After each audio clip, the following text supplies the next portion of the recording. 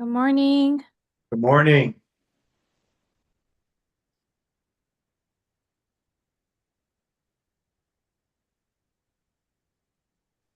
Good morning. Good morning. How are you? I'm good. How are you? Good. I have a question. Sure. Um, First, hi, I ain't seen y'all in a long time. Yeah. Um, Second, you said something last week. You said you think I'm paraphrasing because I don't remember the last part, but you said you think not getting what you want and being okay with it. And you said something at the end, but I forgot what you said. Why does that matter? Why does what matter? Getting what you want. You said like you think not getting what you want and still living life like it's okay is not a problem. Uh, why does that matter? Yeah, why does that matter? It depends on the person, but generally it matters because that is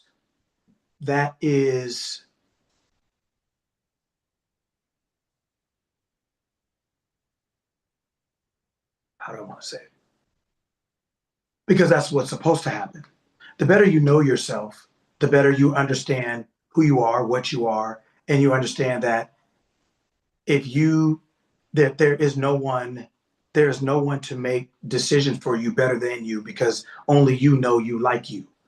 But most people don't know themselves well enough to know that, understand that, or believe that. So they take other people's perspectives, opinions, traditions, customs, their experiences, their histories, and they basically mold them into like a buffet of options for themselves, even though they're not that person.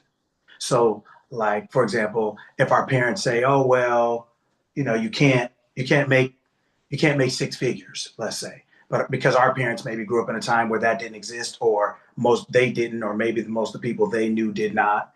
So a lot of times, a lot of ideas we accept are not even from our own experiences or even our own belief systems. They're just things that we accept because they're either familial ideas or societal ideas. So, but as a result of that, you're living your life and you're not really thinking about why you're here, who you are, and what you're here to accomplish. Because if you're unique, which we all are, then that means you're here for a reason to do something only you can do. You're here to only give what you can give. So if this life is not about you, who is it about? Or if you don't get what you want, who should? Right? Should somebody else get what they want? Who decides who gets what they want? Or are we all here just to get what everybody thinks we should get or whatever else it may be? So a lot of times we don't always get what we want because we don't always know how to do that. And sometimes we change our mind about what we want when we change who we believe we are, right? But so those are kind of growth, maturation, awareness processes. But the whole point is for you to be able to declare and decree and say, this is what I want, this is for me, and so this is the way it's going to be, right? As you mature in your understanding of who you are, how things work, and all that other stuff, you'll see that that is the way it is supposed to be because you are you for a reason. And if you don't get what you want is for you. It's about you. It's not for everyone else. It's not about everyone else. It's for you.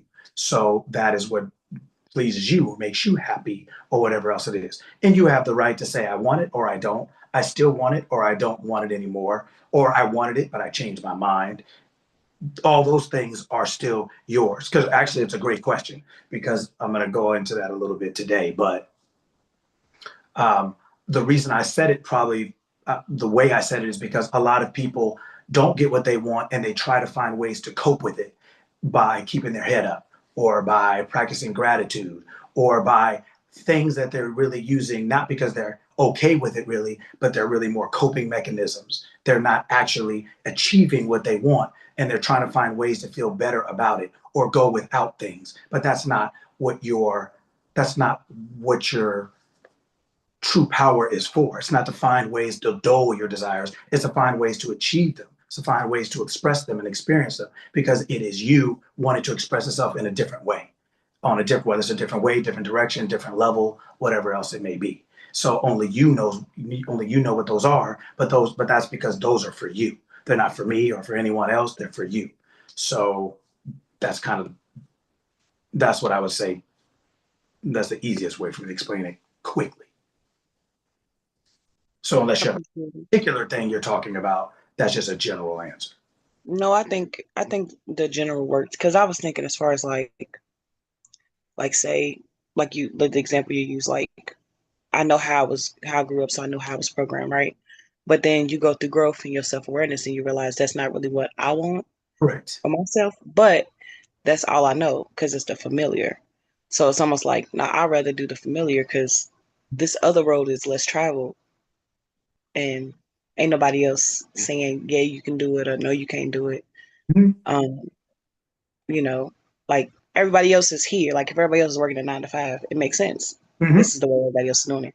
But if I'm supposed to go over here and do my own thing, it feels uncomfortable because everybody else seems content, happy here, but I'm not happy here. But everybody else is, so I should be happy here too because this is the way it works. And the belief that that's true is where we make our mistake because societal beliefs like it's flu season, societal beliefs like you have to work hard for money, societal beliefs will get you as messed up as society is. So we can't think how everyone else thinks and think we're going to live differently. That's why it says, be you transformed by the renewing of your mind. That's why it says, be not conformed into this world, right? Be you transformed. If you conform, if you think like everyone else, you're going to have the same experiences everyone else has. So let's just use like a more exaggerated example. If you go into a test and you don't know the answers, and then you look on your neighbor's desk and to cheat, then you're going to write down the answer they wrote down, right? But the problem is, if you don't know the answer, you don't know if even what they wrote down is right. If you don't know you, then you don't know anyone else. Like you can't even cheat right if you don't know the answer. You don't even know if that answer is right or if it's reasonable, if it's in the neighborhood. You're just like, well, I got to take what they're doing because I don't have an answer. Well, I have to take their life because I don't have my own. I have to take their thought because I don't have my own. I have to take their concept because I don't have my own. Right? So we can't even, to your point, that's why we accept so much of groupthink and societal things. We're not here to be the Lone Ranger. We're not here to be on a mountain up by ourselves. That's not what I'm saying. But what I am saying is that no matter how many leaves are on a tree, even though they're all together, they're all individually unique. And so each leaf has to have what it needs to stay alive. There's some trees right now that is fall. There's some leaves that are still on the tree, and there's some that have hit the ground. They're all on the same tree. But just because they're all on the same tree, they're all unique, so they don't all fall at the same time. Right? So that goes to show you that even though we're all together, that doesn't mean we're all the same. We're all unique expressions of one thing, but we're all unique expressions. Right? So that is why you have to know who you are, know thyself.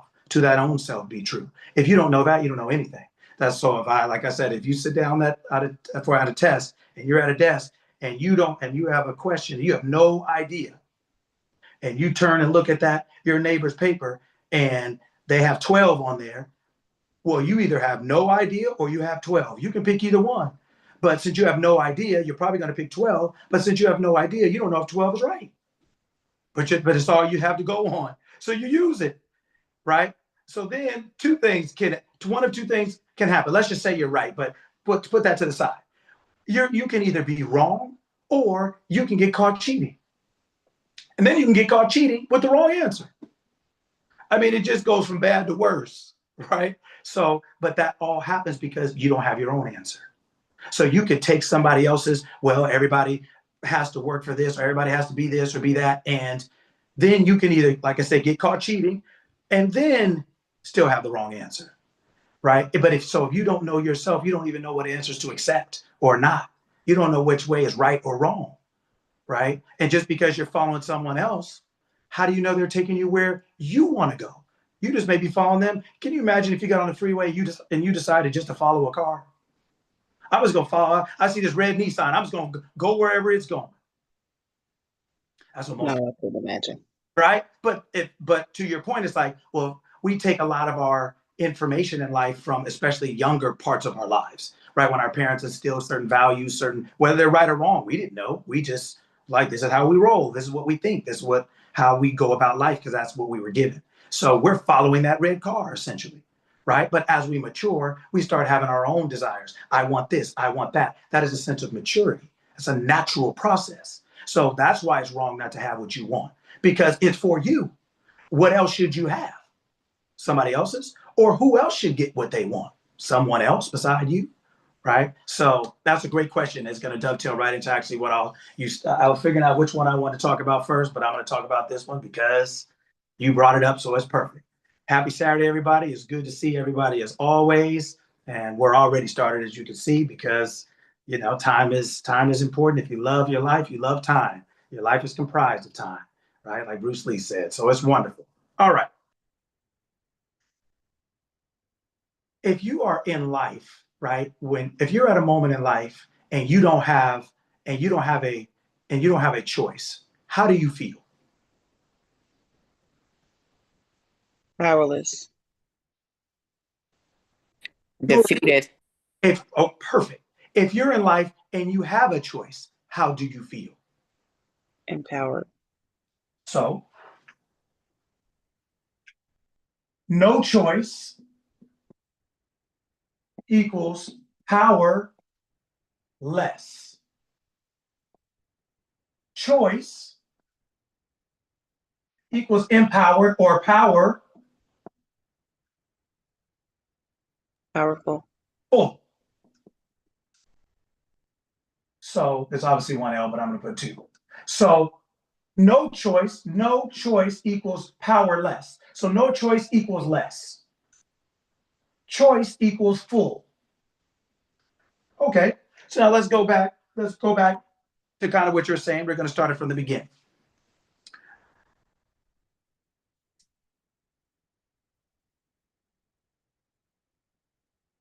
Your choice comes from the choices you make. We're going to reverse engineer something. Choice is at the end. What determines what choice, how you make a choice? What are choices or options? So you say, so don't say your options. Yeah, but those are your choice comes from your options. But what do you use to make a choice? What I know about it. Is it your awareness? Okay, your awareness. Okay, what else? Your awareness is a good answer, but is another word. There's a but so yes, but there's another answer. Influence. Okay, influence. The facts? The facts. How do we know what are facts? What you see. Does that make it a fact? No. Well, what I mean is what you see is another way to, make a choice. Based on what you see is how you make a choice. You know what I mean? What's in front of you. Yeah, but we can all see the same thing and make different choices. What I believe. Belief system. What you believe. Your system, your collection of beliefs. So your choices are made from your collection of beliefs. Let's go back further. What determines your collection of beliefs? What do your collections of beliefs support? What I think about something. Okay. What you okay. want. Say it again. Say that. What you want. What you want. Yeah, but this is a belief system. So that means you're using it to make everything, to make every choice you have. Does that make sense? So it's not about a particular thing. It's about you use this for everything. So what determines your belief system? What is a belief system? My experiences. Okay.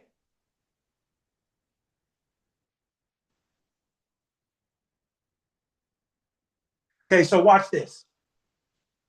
Let me put it another way. Target is a what? A store. A store. What's another word for it? let's think in business terms, right? Target is a what? A store, but what is it? A distribution center? What else? A business. For retail. For retail. Retail. Okay. What is the difference between Target and Walmart? The environment, That's your true. experience. But your experience, yeah. But they are Prices. Prices. Yeah. Prices. what? Owners. Owners. Go back a little, please. The prices, the marketing strategy. Target is a brand. Mm-hmm. Target is a brand. We'll go from it this way. Target is a brand. What are Target's belief systems?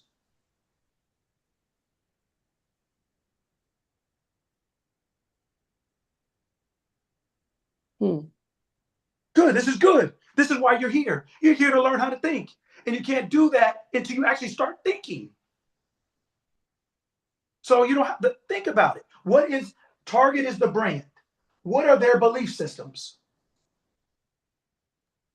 Right here, we have a belief system. So we don't really know what we're looking at. That's why it's hard for us to figure it out. But we're going to walk through it so we understand. And in the chat, Zoom user, I think, is that Ashley? I'm not sure. That they are the best. They think they're the best. Yeah, but yes, but Target is not a person. You can't call Target. No. Right? You can't call Target and say, "Can I speak to Target?" Right? So Target is not a person. So then what is Target's belief systems? What is their metaphorical or analogous in this example? What are their belief systems? We can't see you. That's okay because I'm trying to stand. Okay. But okay. What is Target's belief systems? Give me an example. Target is a brand. We have a choice, a belief system. What is missing here for a person?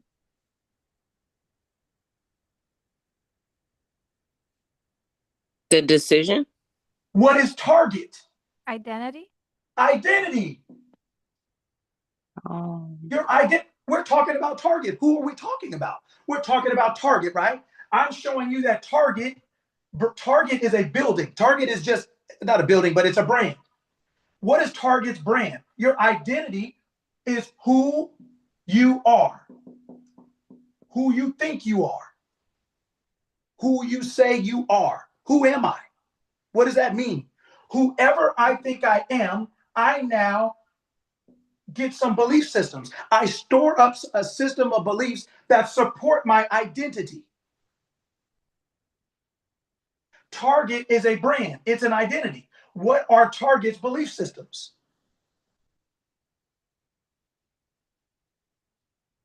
Their products. Right. Their goods.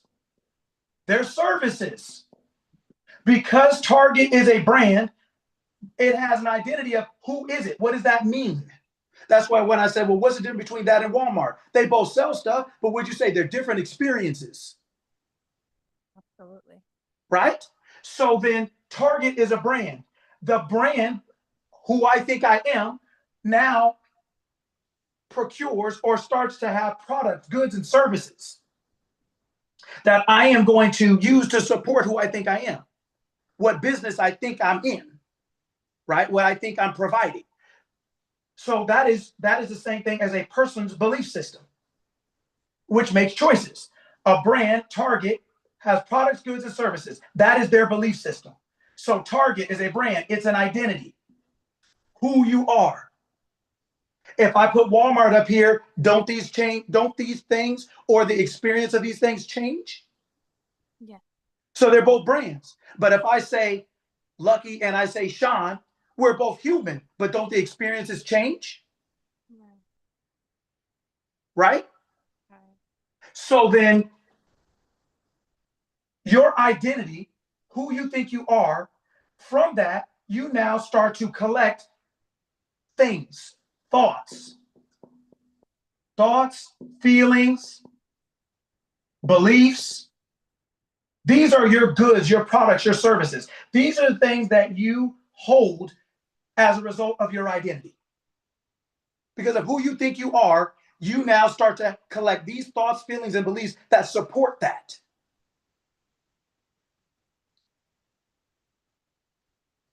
And out of those thoughts, feelings, and beliefs, you then make choices.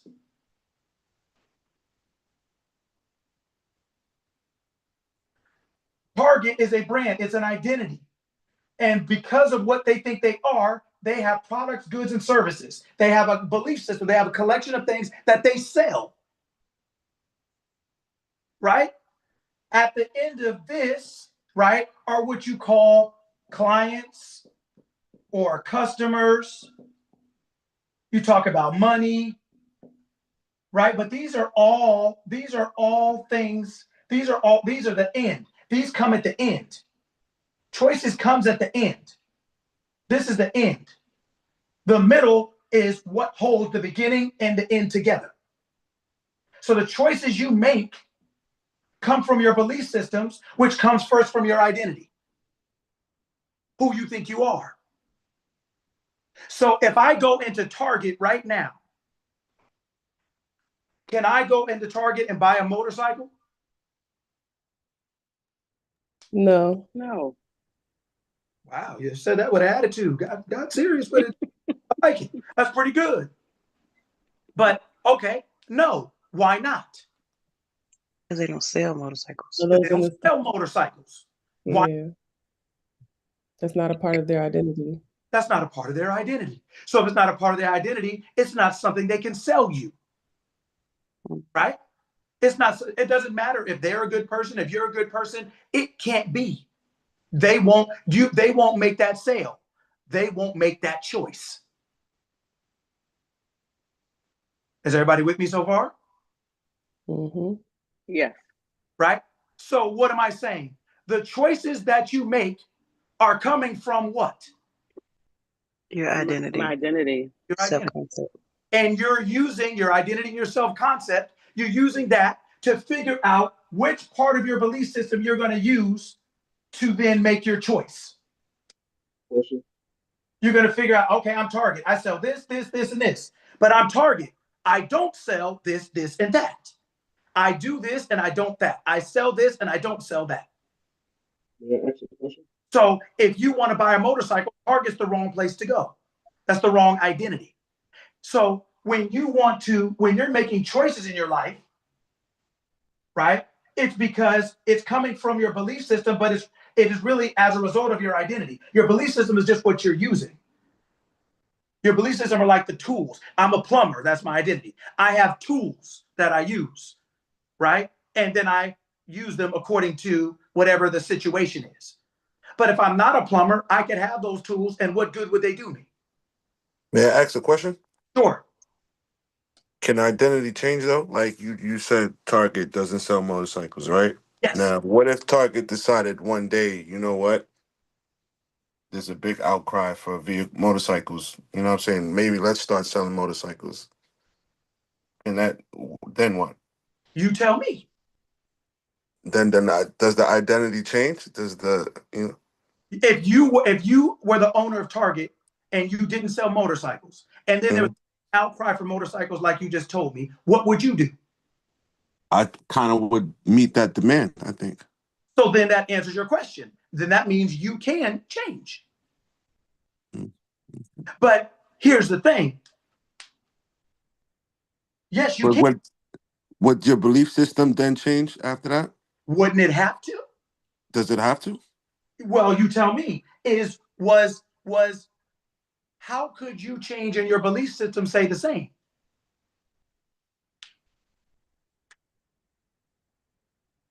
Your belief system is your good product or service. It doesn't mean you have to change everything. It doesn't mean all of a sudden that your name is Fred and all of a sudden your name is John. No, but there is something that changed. You started selling something different, but didn't you have to have a new concept of yourself to start to open up or be amenable to selling motorcycles? Okay, I understand. Yeah. Does that make sense? Yeah, You that makes sense. stay the same and sell a new product, could you?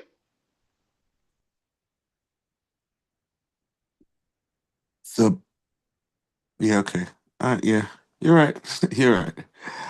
Because I'm thinking like, yeah, the identity can change, right? But you're still who you are, right? Yes. You probably weren't. What's your name? Uh, Samuel, Monique's son's father. Wonderful. So Samuel, I told Monique in the class about a month ago, maybe 2 now, and they'll remember what as soon as I start saying it. I said you cannot change who you are, but you can change what? What did I say for those that were there? Who you're being. Who you're being. You didn't change Samuel, but you changed who Samuel is being. You changed the concept of what Samuel means. I am is believing itself to be Samuel. But Samuel is just an expression of what I am is believing itself to be. I am is constant. But from the constant being I am, I can now perceive myself to be something else from that. I am Samuel that does this. Samuel was 13 before. So when they said, when you were 13, I say, Sam, how old are you? You'd be like, I'm 13. If I asked you now, would you say 13? No. But you're still Samuel. But you have a different expression of yourself. You change who you're being. What your expression is can change, but who you're being is what it takes to express any part of you. So there's a stability, I am. But I am what? So that what you attach to I am, you can change. I am Samuel. I am 13. Samuel is 13. Samuel's 25. Samuel's 37. Samuel's 90. It's still Samuel. It's still I am. But what I am being can change. Target is Target. But what Target sells can change. If it's willing to change its concept of what that is, it can start selling different products, goods, and services. So, your point, right? Can we change? Well, this is how we talking about it. Choices. Who's ever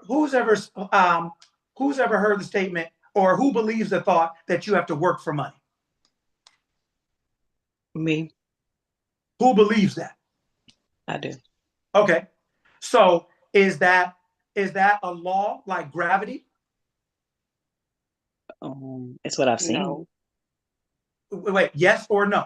Is it a No. law like gravity? No, Okay. So then you believe that. So then that makes it what? what I believe in. So what you believe in does not have to be true, but it makes it true for you. So what you believe in equals what? What I do. Your identity. Okay, your identity. What's another word for it here, though? What I believe in makes it a what? Okay. Choice. Well, A reality? a reality. It makes it a law. It makes it a reality. It makes it your reality. It makes it your experience. But who decided? Who decided whether that was true or not? I did. am. So then who's deciding your reality? I am. I do. It doesn't matter if you got the wrong information. Right. It doesn't matter. And see, that's why this class is so important, because we have the wrong information. Growing up, we have the wrong information. So with that information, right, we create an identity.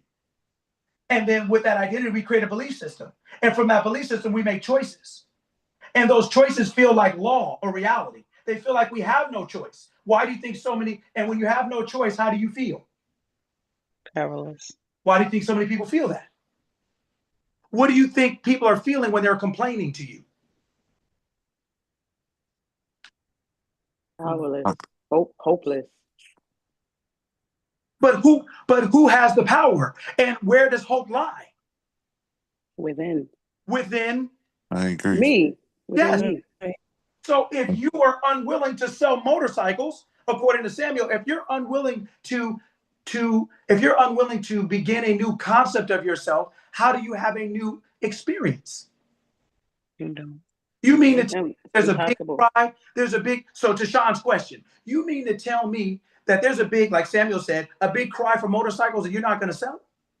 You mean to tell me that you have something you want to be and you're not going to be that? Why not?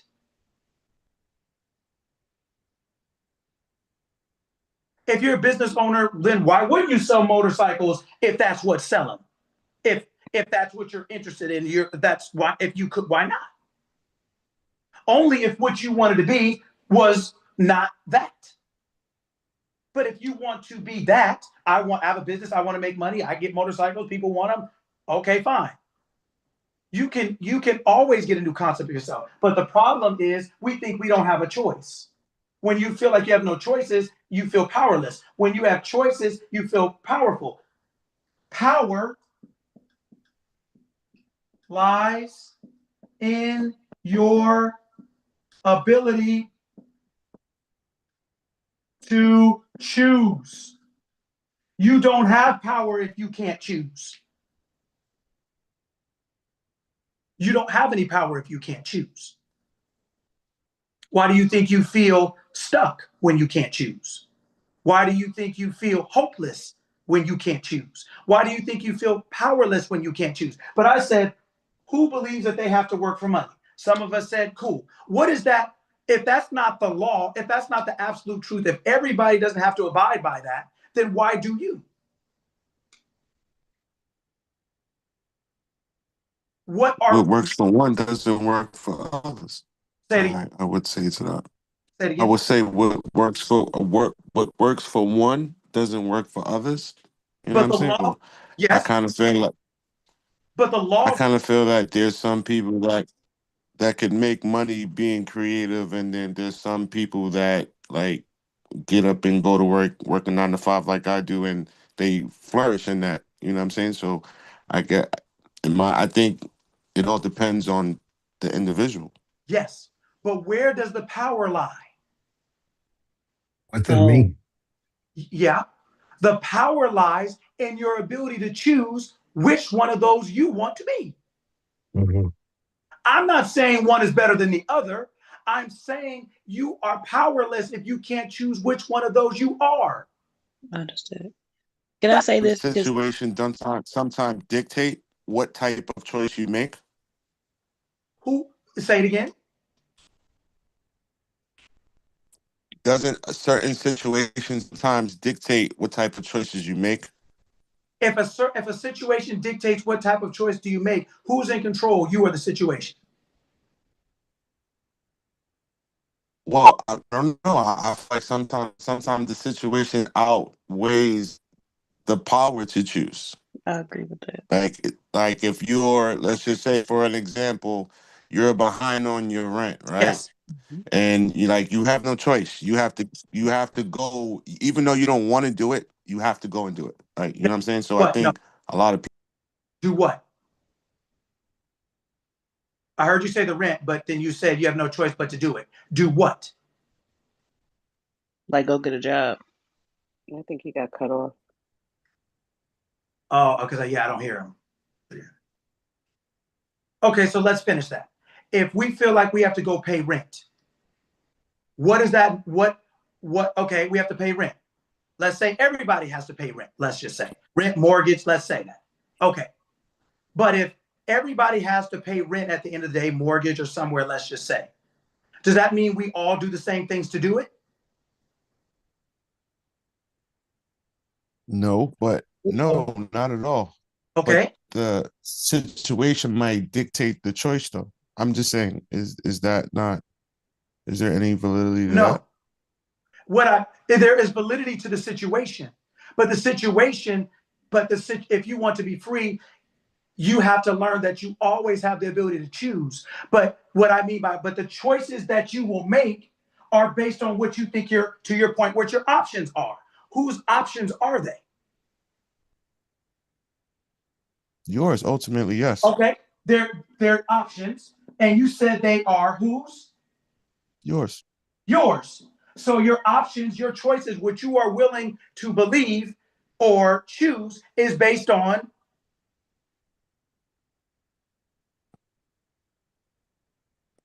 Like, yeah, I understand that. Yes, I get that. But what I'm saying is, what if you're forced into a situation where you don't want to be in that situation and you have to make an uncomfortable choice, right? It's not a choice that you would normally make, right?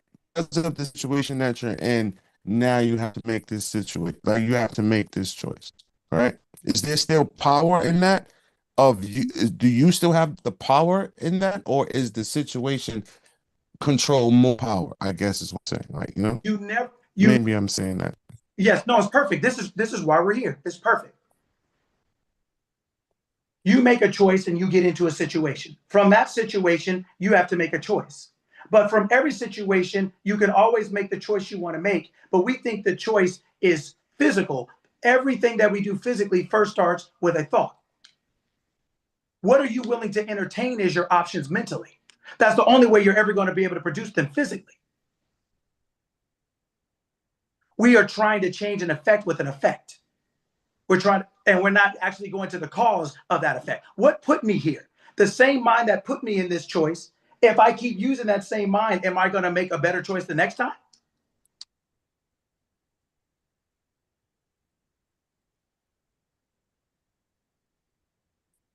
Isn't that, I mean, could you? Isn't that growth? Because you, you're gonna, How do you I grow? believe that in life, it's like a repeated cycle. So Yeah. you're gonna go through the same things over and over and over. So how do you prevent that? To change the pattern. How do you do that? You You Knowing who we reevaluate. are so that we change our choices by changing our belief system. Correct. Change your mind. By Wow, changing you your gotta mind, start from the by, beginning. by being willing to entertain another choice. If we keep saying, I don't have a choice, that's what got us into this choice. Or the way I make choices got me into this choice. So then I'm going to make, because of my belief system, I made a choice. And that choice put me into a situation I don't like. So then I'm just going to say, oh, well, now I got to make this choice. And then it's just going to keep me in that cycle. At some point, if I want to get out of this circle or this cycle, I have to be able in my mind be willing to make a new choice. That's the only way that leads me to a new outcome, to get out of this cycle or circle. Let's just say we make a I was watching something. I was explaining this concept to my daughter this week. I was watching something.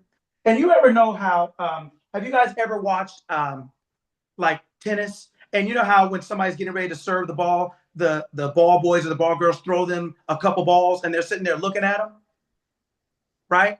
Do you know what they're looking at?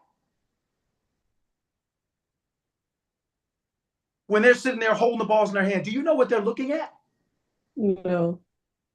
Literally, they are looking at how inflated the ball is, how much hair, like the felt on the ball, how much is on there. Because they said the tighter the ball is and the less hair, that's the ball they want to serve the first time because it's faster. The second time, when they know they have less room for error, they use a more inflated ball with more hair, because it gives them more room for error. The ball's not as fast. They can control it more. So when they're sitting there looking, so they may be losing the game. They may be winning the game. But in that moment, you have 3 balls and you have to figure out which one of these you're going to serve to get you ahead or bring you back.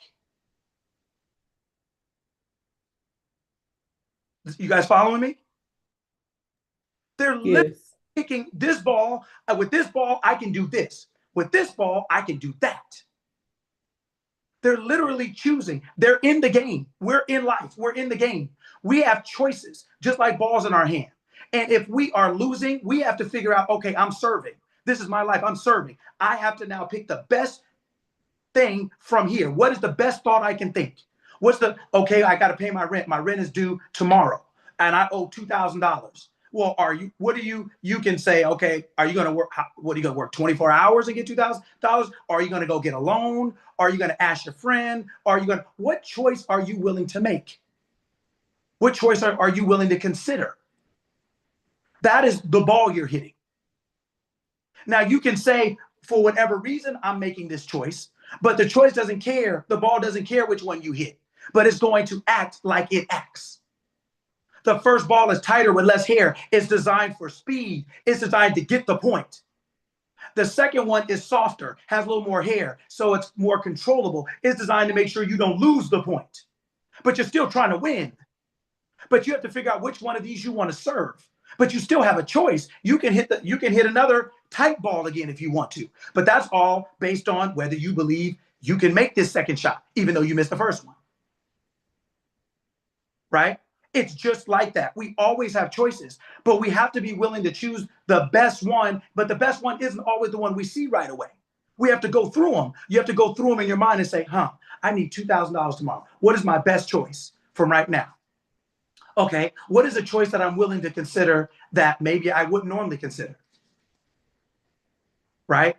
We don't really do that, is my point. We're just thinking that we make choices out of our belief system and out of the identity we have. So if our identity is, I can't afford it, I can't make it, you're not going to make a better choice than that. Your choices are going to reflect that. They're not going to reflect all of your options. What you think are options are just things that you can access from who you are now, from who you're being right now, who you think you are.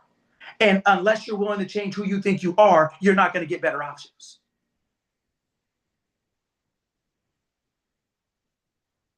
Right? So we have to learn how to say, okay, first, like we said, our identity is the one that's making these choices. So then, Samuel, to your point, I believe that was still you. To your point, right? Who are you telling yourself you are? That is how you got into the situation you're in the example that you're using. So if you want to get out of the situation you're in, you have to be a different version of you. You have to be willing to entertain different thoughts. You have to start making different choices. You have to start telling yourself different things. So when I said, who believes they have to work for money? Some people say yes, some people say no. Well, then for the ones that say yes, what do Prince Charles and Prince Harry do? What did the Queen of England do? They run a dictatorship, no? Yeah. But so what do they do? What do they do for a living? But that's different. Huh? That's different. Why is it different? Because they're royalty. They Like rule. yeah, that's decided they were royalty. People of that right. Okay. of that country. Yeah, of that country. But who did it first? Who decided first? Somebody had to decide that they were royalty in this land. There had to be a first person.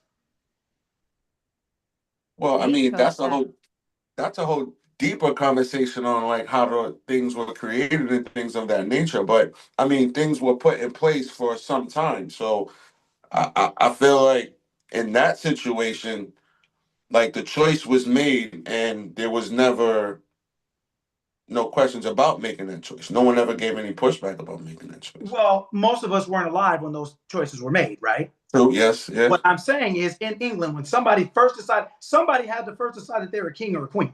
Somebody had to decide it. Right. Somebody had to decide that. When before Target became alive, didn't somebody had to decide that there was a Target? Right. It started with an idea. It's all the same. Meaning before something exists, somebody has to decide that it exists. Somebody has to say that this is the way it is. Somebody has to do that. Now, for all of us, but that weren't alive when those decisions were first made, to your point, we're all following it. But what are we following?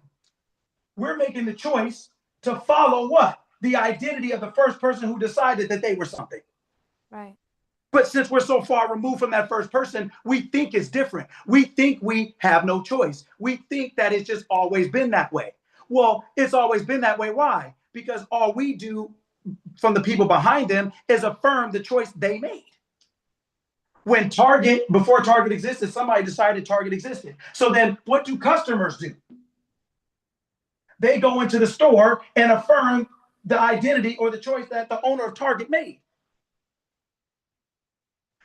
In all of those situations, somebody decided that they were something before that thing existed. And what do I always tell the class? What you start telling yourself, what do I say? What you tell yourself is true is true. Okay, but what else? What you tell yourself, eventually other people will start telling you the same thing. What did Muhammad Ali say? I'm the greatest. What does everybody call him? The greatest. Was he undefeated? The greatest. Yep. Was he undefeated? Wait, no. No. No. And we still call him. The greatest. The People greatest. call him as. The greatest. They have a song about him called. The greatest. But did we call him that before he started calling himself that? No. No. It is a law. It means whatever you tell yourself is true is true. Whatever you keep telling yourself is your physical world is the physical reflection of your internal dialogue of what you're telling yourself. So if you're telling yourself you have to work for money, there's nothing wrong with that, but that's what you'll have to do. That's your law.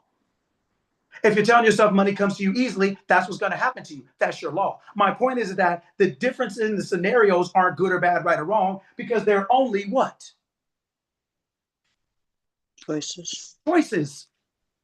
But you think your choices are limited. Your choices are not limited. Your identity is limited. So it limits your choices. What you think you are will say yes, and what you think you are will say no. So then you think your choices are limited. But as soon as, like you said, Samuel, as soon as you say, well, I'm Target, if there's a big, I don't sell motorcycles, but if I see 1,000 people outside wanting a motorcycle, what are you going to do? I'm going to start selling motorcycles, right? So now you've changed who you believe yourself to be. And now it's opened you up to an entirely different experience. Until we're willing to tell ourselves something different, we're not going to get out of our experience. All we're going to do is find ways to cope with it and keep telling ourselves that we don't have a choice. But you don't have a choice different than what your identity allows you to choose. That's what I mean, is that Target doesn't sell certain things. And then until Target is willing to open itself up to a new concept, to start selling new products and goods, you can't go in Target looking for that. You can't go into the identity you have currently and look for freedom that doesn't exist there. That's not a choice you can make. There's not a motorcycle in there. Until you're willing to open up your identity to a new concept. I am not this anymore, I'm that. If somebody doesn't have to work for money, why do you? I'm not saying that you do or you don't or you should or you shouldn't. What I'm saying is you have the choice to be either one, because the law is no respecter of persons. What the law, or what they say the Lord will do for one, it will do for all. All who believe the same thing.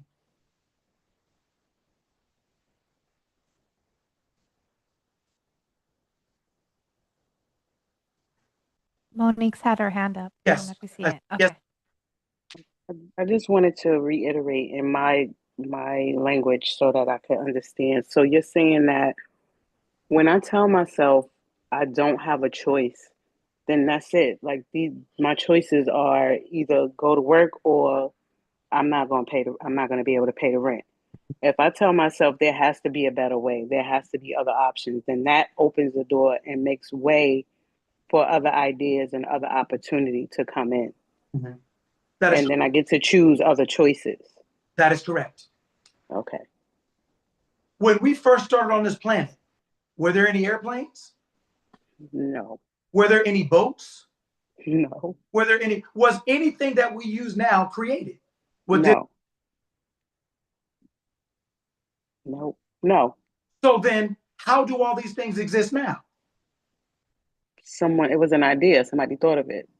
So then everything is a what? Idea. So then if they can create a boat, a phone, a plane, shoes, cars, things that didn't exist in the physical world, and they're using ideas, why can't we use an idea to pay the rent? If we can use it to create a plane. Don't planes fly? Don't they work? Because I think dreams and ideas, I know like people like to say that they're free, but they're really not. They cost money. And because those things cost money, I think that puts people in a certain place of complacency in the things that in the spots, in the spaces that they are. It's not that people don't have, like, they're not driven enough, but I just think because of all of those things and the responsibilities of everyday life, well, I'll just speak for me, is one of the reasons why, like, this, I know I could be doing different things, and I believe in myself 100%, but because of life and how life be life, and it's hard to, want to, expand on those ideas or touch on those strings because of just life, like everyday life. Because that is correct. But that is only because of who you're being now. If you're willing to start to entertain a different concept of yourself, those things that you call desires, those things that you have as ideas, will then become physically expressed by you, because that's how all things work. So let's just say right now you go to work every day and you don't like it. Let's just say, I'm just using an example. And let's just say you want to have your own business. Okay, what is the difference between going to work every day and having your own business? What is the difference? Where does that difference start? When you got to start paying for stuff. Because it's easy to write something down on paper. It's easy to write down your dream. It's easy to write out a goal. It's easy to make vision boards. Those things are easy to do, right? But when it's actually time to, you know, put those plans into motion, right? That's where things get tricky. And I think that's where people, sometimes like get into that feeling of, well, my only choice is to go to work and pay this, to make this guaranteed money so I can make sure that I pay my rent. Is it guaranteed? I mean, excuse my French, shit. If you get up every day and you go, and God bless you with health and another day to see, another day to be on the earth, yes. Wonderful. So, how would you like to speak to the federal workers that have been furloughed or laid off? I mean, those things happen. Wait. No, I asked you, was it guaranteed? Yeah, but it's also guaranteed that they can have an opportunity to go and make some more money, right? With the experience that they've been working, that they've had working in that federation, right? No. No? Haven't you seen people on YouTube crying about being laid off and they don't know what they're going to do? Has anybody seen that? Yeah, I've seen instances of those things, yes. So that means what you're saying isn't absolute truth, is what I'm saying. You can get up every day and still get laid off, right? Yes, you can. Okay. But okay. So what is that when we talk about, so this is what I'm saying to everyone. When we talk about ideas and dreams, who is talking? You. I am. Who? I am. Who do you believe that to be? Myself. Who is that? Who is that? Monique. Who is that? God. Is it? That's what I'm asking you. Is it? Yes. Well, then how come you can't say let there be? Right. How do the wind, when Jesus got in that boat and the winds and waves came up, what did that mind say? Peace be still. The winds and waves represent what? Life. Circumstances. Circumstances. So that mind said to life and circumstances what? Shut up. And what did the life and circumstances do? It shut it up. So then if you are in the boat telling everybody you're this, and then the winds and waves come and you act like everybody else, what do you think is going to happen to you and everyone? Right. I'm going to drown. If you just say the winds be winding and the waves be waving, then what's going to happen? They're going to do what they do. And they're going to do what they do to you. See, that is what that character represents. It's the word made flesh. It is your higher mind operating. It doesn't succumb to circumstances in the outside world because it's the creator of circumstances in the outside world. How can life be lifing against the creator of it? But you're the creator of your own life. So, right? Aren't you? Aren't you the creator of your own life? Correct. So then how does life be lifing over you, against you, above you, against your will? How does that happen? It's the battle between that and the realisms of life.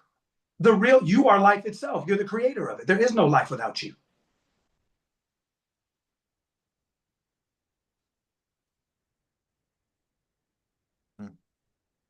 That's the truth. It's the separation of I am this and life is that. How? That's like separating yourself from your kids. How they came from you. There's no separation. They literally would not be here without you. Sean, I see your hand, and I think Michael, yours went up too. But no, that's my point. Is when we forget who we are, that's when all these things happen. When we forget who we are, we think it's just a vision board. We think it's just an idea. Why do you think the idea came? Because there's a version of you that already exists, that's already doing that thing. So the idea doesn't need your help, it just needs your permission. How do you give it permission? By beginning to identify yourself with that. So you go to work every day, you don't like your job. You have an idea, I really want to have my own business selling motorcycles. So what do? What's the first step you take?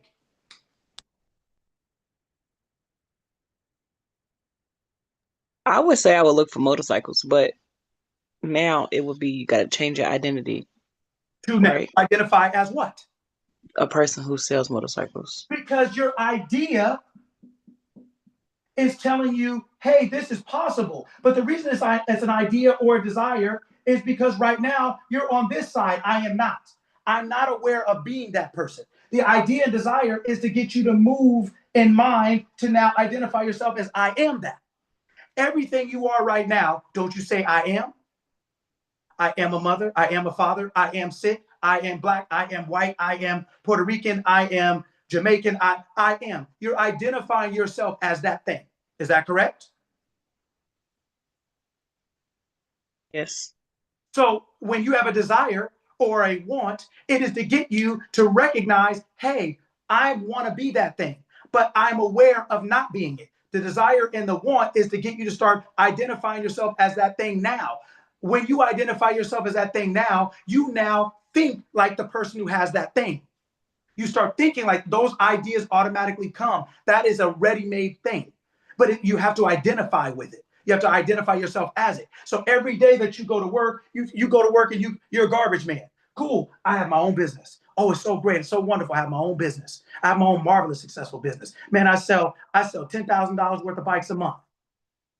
Things change internally, not externally first. That's what we have to understand. We think because we can't change something externally first that it can't change.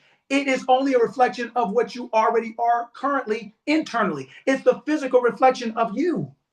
If you're not willing to change you, you is on the inside. You is not on the outside. The expression of you is on the outside. You are not your body. This is your expression. We say ideas are good and you have a vision board. Okay, what do you think a gene is in a body? You know, like in science class, what is a gene?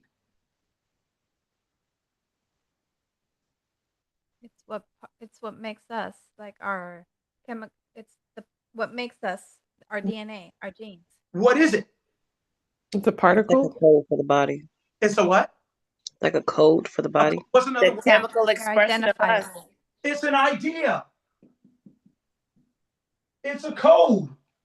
Do you see an idea or a code? Do you see one? No. Can anybody see your idea in your mind? No.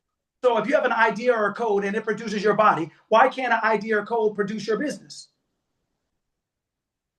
They both got to start from somewhere, right? How come what do you think? When somebody has a vision board, why do people make a vision board? Why do people make one? To bring so they can see their ideas. Okay. Yeah. Wait, say it again. So they can what? See their ideas. Where is seeing in the world? Seeing is the outcome. What precedes outcome?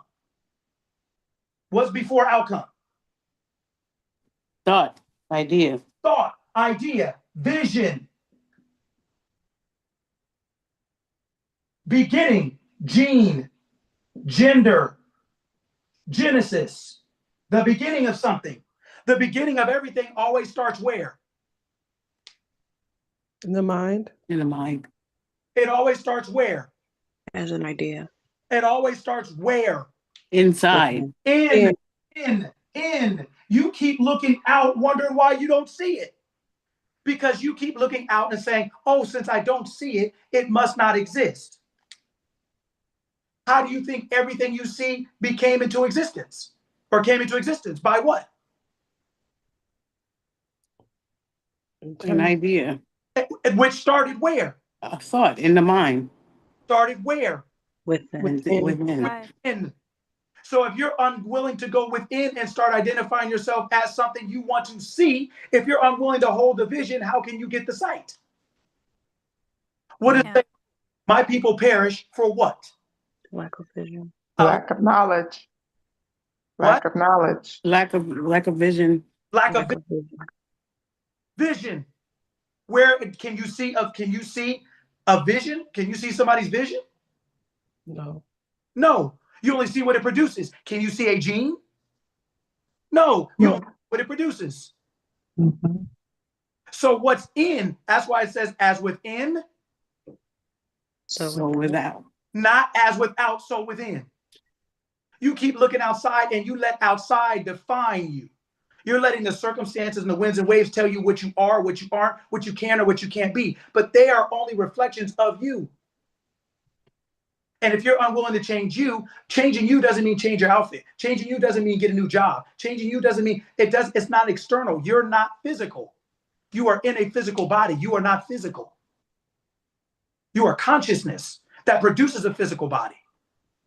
That's why it's as within, so without. Your external world is a physical reflection of your internal world, your internal dialogue, your identity, who you think you are. And if you're unwilling to change what that is, you can't see anything different out there.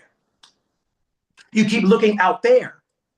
But out there is only a physical reflection. It's the end. It's ta-da. It's abracadabra. There you go. You have the magician says abracadabra. There you go. You have Target, sells products, and then you get that. You have identity with a belief system, and you have choices. You have the outcomes. But they're the outcome of you. They're the outcome of your thought. So if you're telling yourself you can't do something, I mean, this doesn't have to be religious. What did Henry Ford say? If you think you can, you can. If you think you can't, you're right. You can't. You're right either way. You're letting decisions be made for you from things that should not be making decisions. Jesus didn't let the winds and waves say, oh, well, I guess we're gone. It's nice knowing y'all.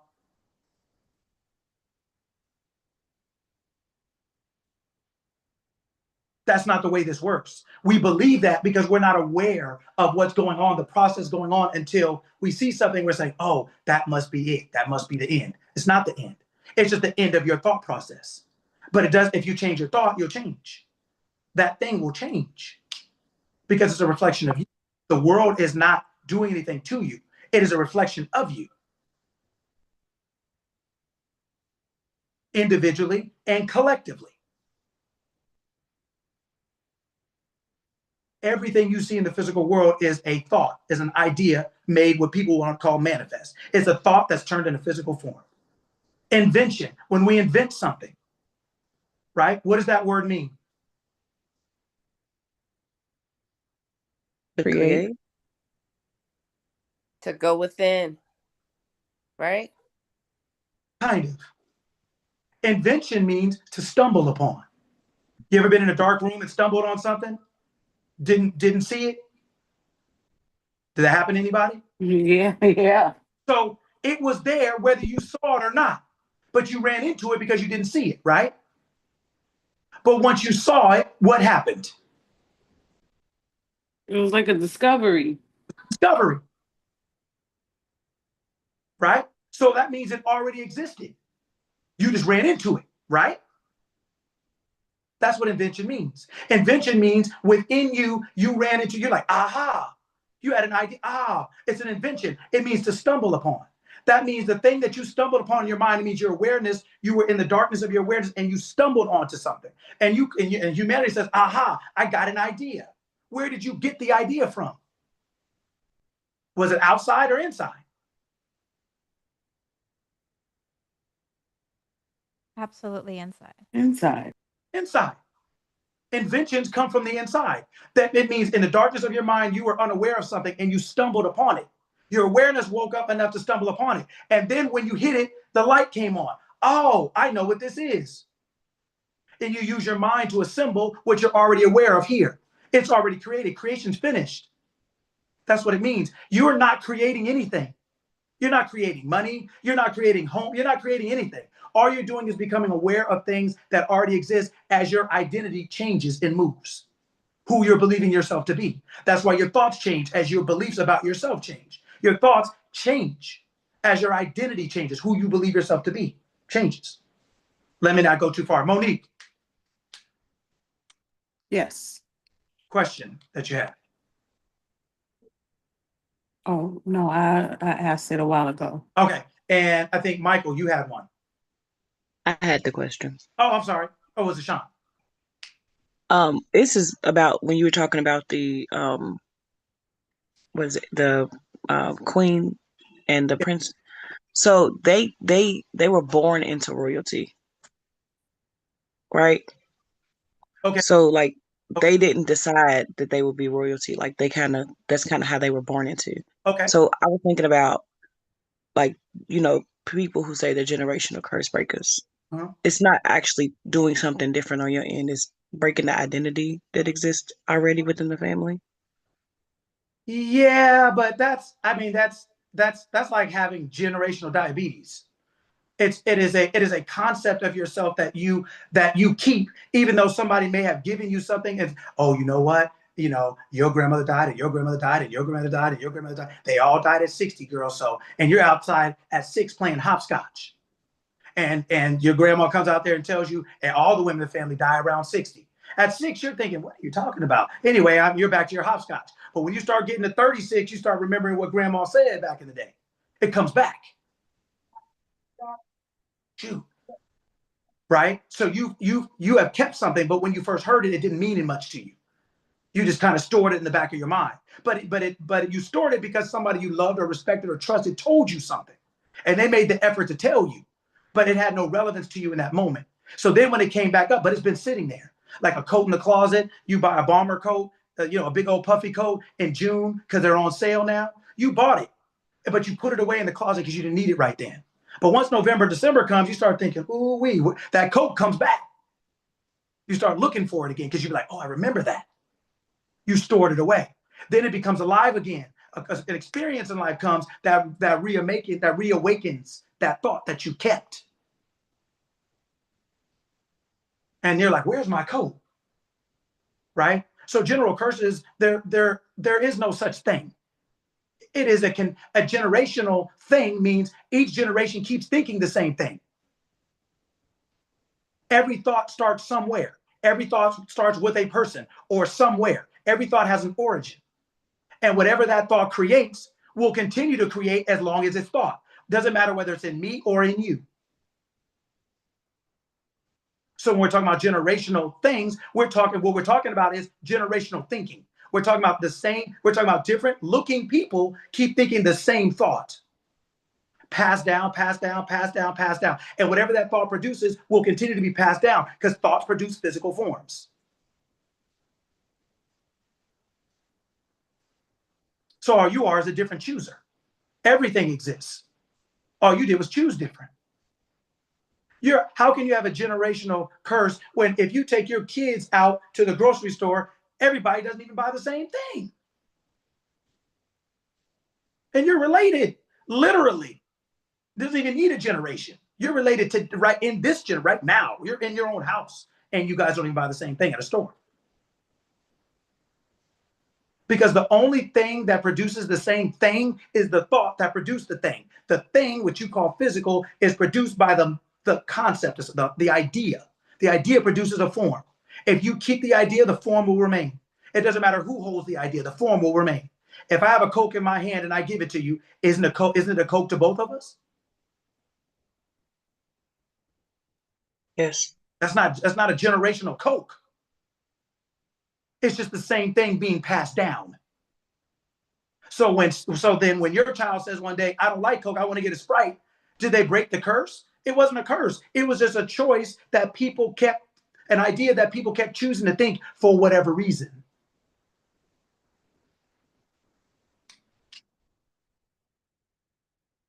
I appreciate that. I understand it. Right? So, which is gonna let me go into this. What you are, okay.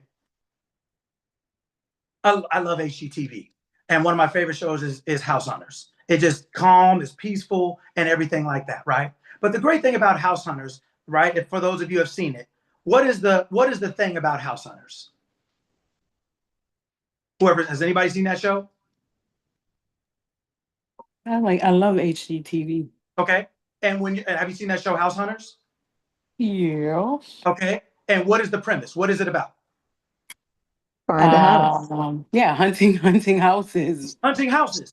But houses plural. What if you only had one house to look at? It wouldn't be a show. Wouldn't be a show. So if you don't have options or choices, what do you have? Nothing. Nothing. Right? So they are looking at different houses. Now, so think about this. I want you guys to think about something. Just imagine now all of you have a friend. Just bring up a friend in your mind. And you're like, you know what? I really want to see homegirl, or I want to see my boy, right? So then you invite them over and they agree to come over. Now, why did you invite that person instead of someone else? The person that you first thought of, why them instead of someone else? Because of their relationship, the uniqueness of the relationship. Okay, so we said relationship. Yeah, but what about the relationship? Who cares? What about the relationship? That person is special to you. That person matters. Okay, why? You've built trust with that person. You have a rapport with that person. You feel safe around that person. Okay, so that creates a what? History. Okay, a history. And so why are you doing it again? Why are you doing it now? For what? You want to enjoy time with that person. You want to make more memories with that person. So you are trying to create or have a friendship. And an experience. Experience. That's why you pick them. An experience, right? Okay. Now, what happens if they come over to your house and they're on the front door? They're on the front step and they're knocking. What if you don't let them in? They're going to call you? What if you don't let them in? You can't have the experience. Yeah, but you can't have the experience. They're going to leave. They're going to go away. Say it again. They're going to They're leave. going to go away. They're going to go away. Well, why do you think your dreams go away? Why do you think your idea? Yikes. Because we let them. Yikes, coach. We don't let them in. What do your dreams and ideas represent?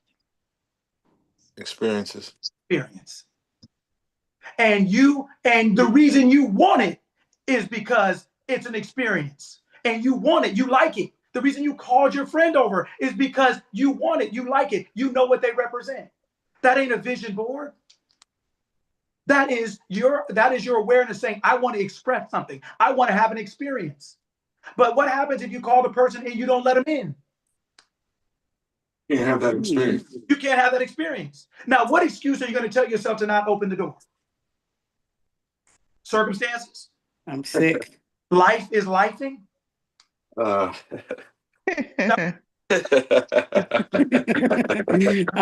sick. Right? Don't want to be bothered. Then right? So then, Sean, it goes back to your question when you asked me, why does it matter what you want? So you mean to tell me you want that experience, you called your friend over and it doesn't matter to you to open the door? Or if you for some reason couldn't get to the door and your friend turned around and left, you saying to you that it wouldn't bother you? Yeah, it would bother me. So then that's why it matters. But it bothers you because it matters. But it matters because you're supposed to have the experiences you want here. But we're not going to ever have the experience if we don't open the door, if we're not willing to entertain it. We want proof. Oh, well, I got to go to work. Well, then why'd you call that person over? Oh, well, I can't have it. Then why did you call the person over? See, you're only here, humanity would do something like that. But your awareness doesn't work like that. Your awareness says, hey, this is an opportunity. Do you want to open the door to this experience or not? You cannot have the physical experience before you let it in. You cannot have the physical experience before you are willing to identify yourself as that. That's opening the door. Now, once you open the door, what happens? All kind of experiences. Okay. But watch this. So when did the experience start? When I decided to open the door. When I thought of that friend. When you thought of that friend. Yeah. That's your experience. But Samuel, if you think of your friend and then start telling yourself all the reasons that your friend can't come over, how are you going to have that experience? I'm not. Now, does it matter why you can't? Oh, well, I got to work. Oh, well, yeah. But just the thought of that, you didn't even let it, you just, as soon as you thought it, like, man, that sure would be nice, but that can't happen. Wow. So is that where the phrase "do what you want to do, not what you have to do" comes from? As a man thinketh, so is he. Well, it's really, well, here's the thing. Kind of to that second comment, as a man thinketh. What is doing? Doing, I'm going to say it this way because we understand these words. I'm going to say it this way. You have God and you have man. You have humanity and you have consciousness. To man, doing is physical. To consciousness, doing is the thought. Mm-hmm. It's the thought. To man, who is it? Who's over? To thought, what? What is it? What is it's what? What is it? What represents my desire? What is it? Is it a person? Is it a place? Is it a thing? What? So as soon as you thought of that friend, that is God. That is consciousness. The thought. That's where it starts. Humanity doesn't think it starts until you open the door, until you see. But this is sight. This over here is vision. Which one is happening first? Which one is happening first? Vision. Vision. God is always happening first. I'm saying it because I want you to understand what it means. God is always happening first. Your thought life is always happening first. So Samuel, when you have an idea, Sean, when you have an idea, it's everything that you do. When you have an idea to go to work, you go. When you have an idea not to go to work, you don't go. They both started with ideas. God is always first. To be or not be. I am and I am not is both God. I am, because I am is what is called God, consciousness. So you're always aware before the physical happens. The physical is a reflection physically of your awareness.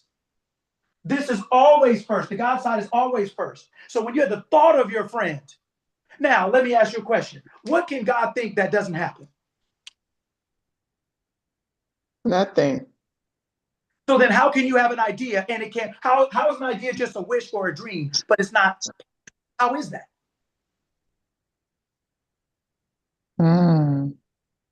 I mean, we just said nothing, really, but then when we dig into it, then we start getting quiet. How is it?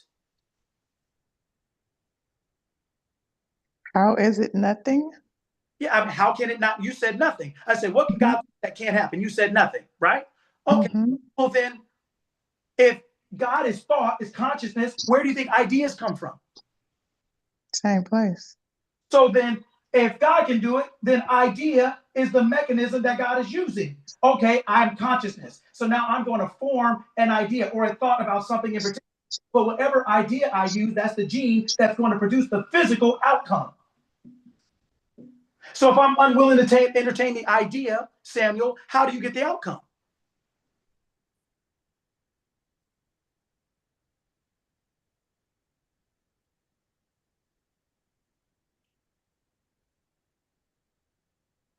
I guess by believing in the idea, right?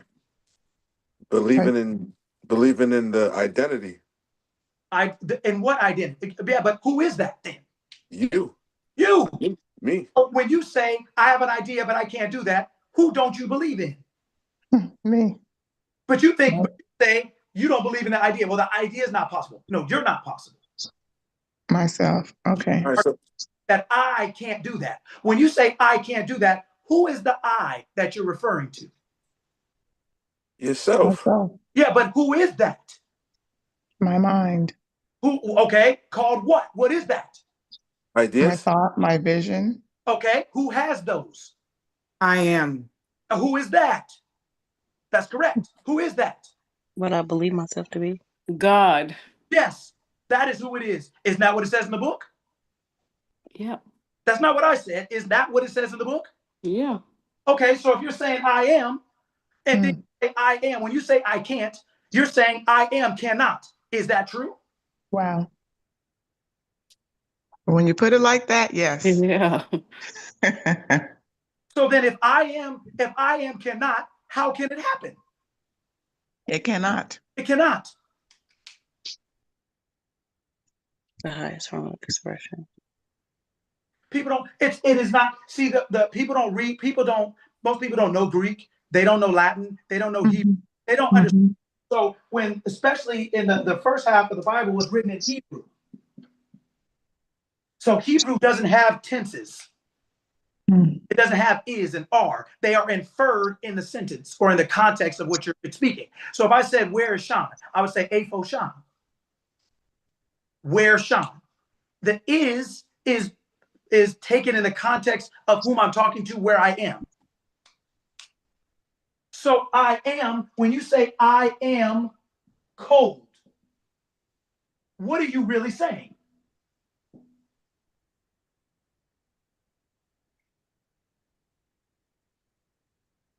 What did you say? I am cold? I am cold. I am, no, I am sick. What are you really saying? Oh, God is sick. Essentially, I am is sick. What is? Is awareness. Consciousness is aware of being sick. You have placed you are aware of being something. Whatever you're aware of being, you produce. That's why I told you, Samuel, if you're not aware, if you're unwilling to be aware of your desire, you can't produce it. But you think because you can't produce it, that it can't happen, but you can't produce it without the awareness. Awareness starts everything. Is there anybody doing anything at a graveyard? Are any of the people under the grave, are they doing anything? Is there any boys out there? No, They- sir. They No. chilling. They're just chilling.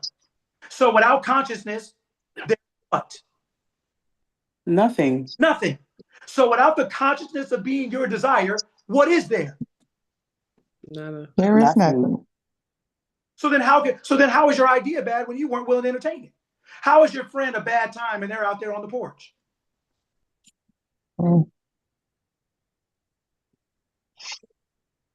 See, you think your ability to do something physically is how you're going to get something, but you're not realizing that whatever you do physically is as a reflection or a result. Manifestation. Yeah. So if you're unwilling to entertain the idea of the new you, the different you, the desired you, how do you produce that physically? Cannot. You cannot. You do not. You will not ever. And the laws of mind are not breakable like human laws. That's why I asked you, the king and the queen. You can say, oh yeah, but the king and the queen. But I'm asking you, okay, the king and the queen, they don't work. Yeah, they were born into it. Yeah, but okay, their parents, did they work? Somebody at some point had to say, I'm the queen and the king, and I don't work, and I take all your money. You guys give me all your money. Somebody had to be the first king and the queen, right? Yeah. Somebody had to start it. So the person who started it, what did they start that generational curse or blessing? What did they start that generational activity with? Words. A thought. A thought. A thought. Idea. A thought. There are thought expressed verbally. They started off with a thought. They weren't that. They started off with a thought, and they kept telling themselves they were that they believed they were that. They deserved whatever they were telling themselves. That's how they became it. That's my point, is that's how you become anything. So now that it's happened so long, we just take it as law. We just think like, oh, that's the way it always is, and the way it has been. It wasn't always the way. We're right now, most of us, right? Even if it's dark or cloudy, what if you look outside, even if you don't see it, what is out there? Sun. What's the other Sky. word? The cosmos, the elements. In the Bible, what's the word for sun? What did it say? Light. Light. When it first started, what was there? Darkness. Darkness. So then how do you have light? He said it. He spoke it. He thought about it. Okay. So that means, Samuel, no matter how long you're in darkness, no matter how long something isn't the way you want it to be, light is always available. But it's waiting. You're waiting on it. You're looking outside saying, where's the light? And light's looking at you saying, you ain't called me. You didn't say nothing to me. All you did was complain about the dark or your desire to have light, but you never said, let there be. You said, man, I sure wish there was, but life is life, and so I got to stay in this dark. But aren't you made in the image and likeness of consciousness? No. So that's the same way it does it. It's the same way you do it, right? So if it's dark, if it was dark for that, and it said, I want to change my conscious, I want to change my experience to light. If it's dark in your world, meaning it's something going on that you don't like, why can't you say, let there be light? Why can't you say, let there be what you want it to be?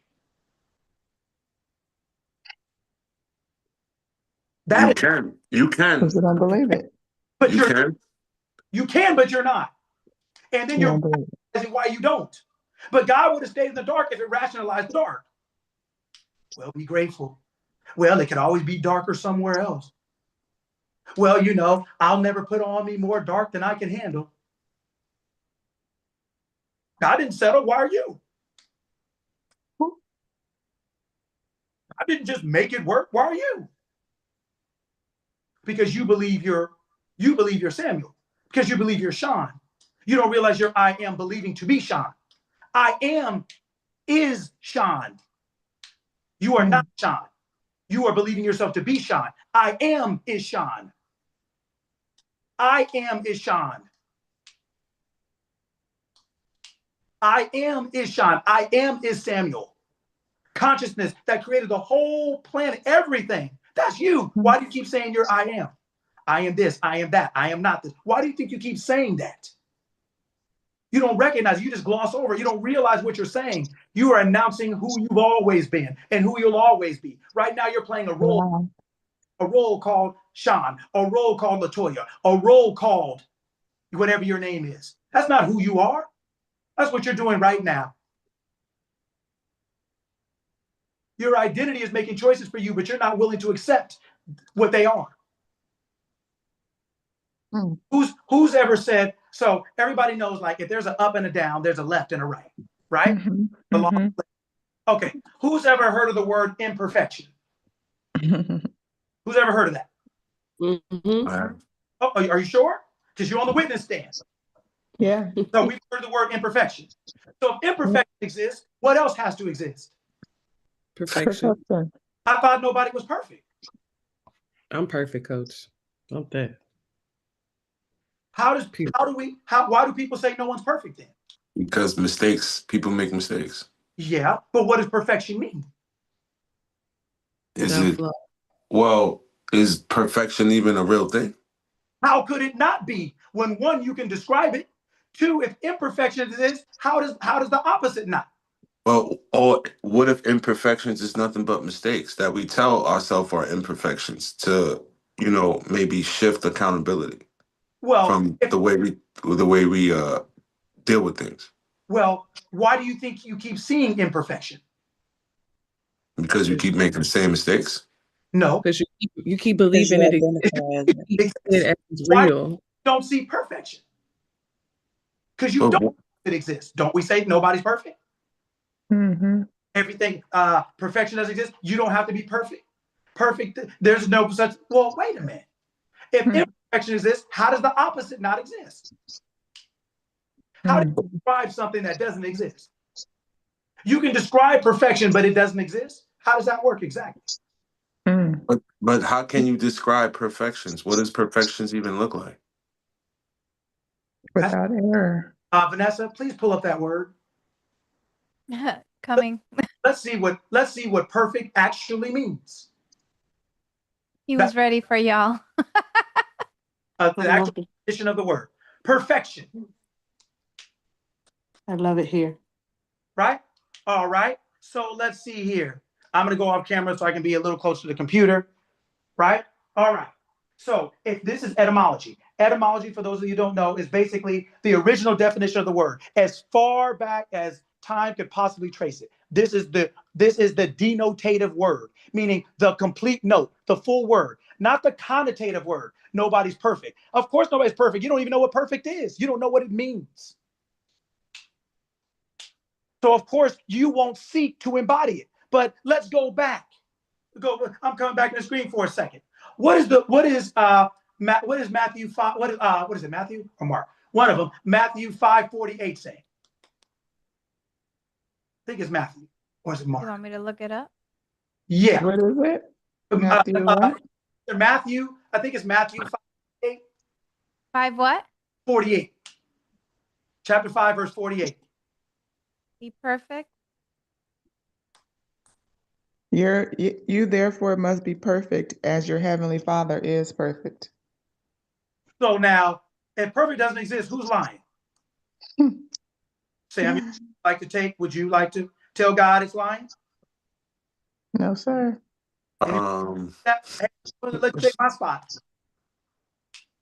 Be perfect. Therefore, as your heavenly Father is perfect. Okay, so let's talk about it. So hold on 1 second. Your heavenly Father, who is that? Creator. The God. Creator. Where is heaven? Within. In your mind. Within. What does it say? The kingdom of heaven Is within. is within you. So your heavenly Father, doesn't the heavenly Father live in the kingdom? What is the heavenly No, Father? He's within me. Okay, so then the Father is described as what? The Holy Spirit. Oh, God. But the Father is what? The head. Okay, but what is the Father? Who is the Father known as? The Creator. Who is that known as? God. And who is that known as? Spirit. I am. I am. I am is in heaven. Heaven is in you. So I am is in you. And the I am in you is what? Perfect. What? I'm perfect. Perfect. Perfect. So how can I am and you be perfect, but there is no perfection, or you can't be? When you say I am sick, do you think like I am sick, but I'm not sick? Yeah. Why are you sick? Because you're aware of being something in you, where sickness in you expressed outwardly. I am in you is perfect. Your awareness is perfect. Your consciousness is perfect. Therefore, it's saying, be Samuel as your awareness is, your true nature. I am is perfect. Your awareness is perfect. And your awareness is so perfect that whatever you're aware of being perfectly produces. I can't, life is life, and I won't make it. It can't happen. I got responsibilities. You don't understand. Oh, my friend is outside, but I can't let him in because, well, if you're back a little to entertain perfection, how do you actually experience it? When it says right here, be perfect. Therefore, as your heavenly Father is perfect, your awareness of you is perfect. So it's not something to do, it's something to be. And how do you be? And how does God be? Awareness, consciousness. I'm aware of being. I start describing myself as that. Now, what is perfection? What does it say here? early 13th century perfection. Right? Consummate state or form. The degree of excellence, which leaves nothing to be desired. From the French, perfection, completeness. From Latin, right? A finishing, completing, perfection. A noun of action, right? To accomplish, finish, complete. From the late 14th century, flawlessness, correctness, purity. The state of being complete.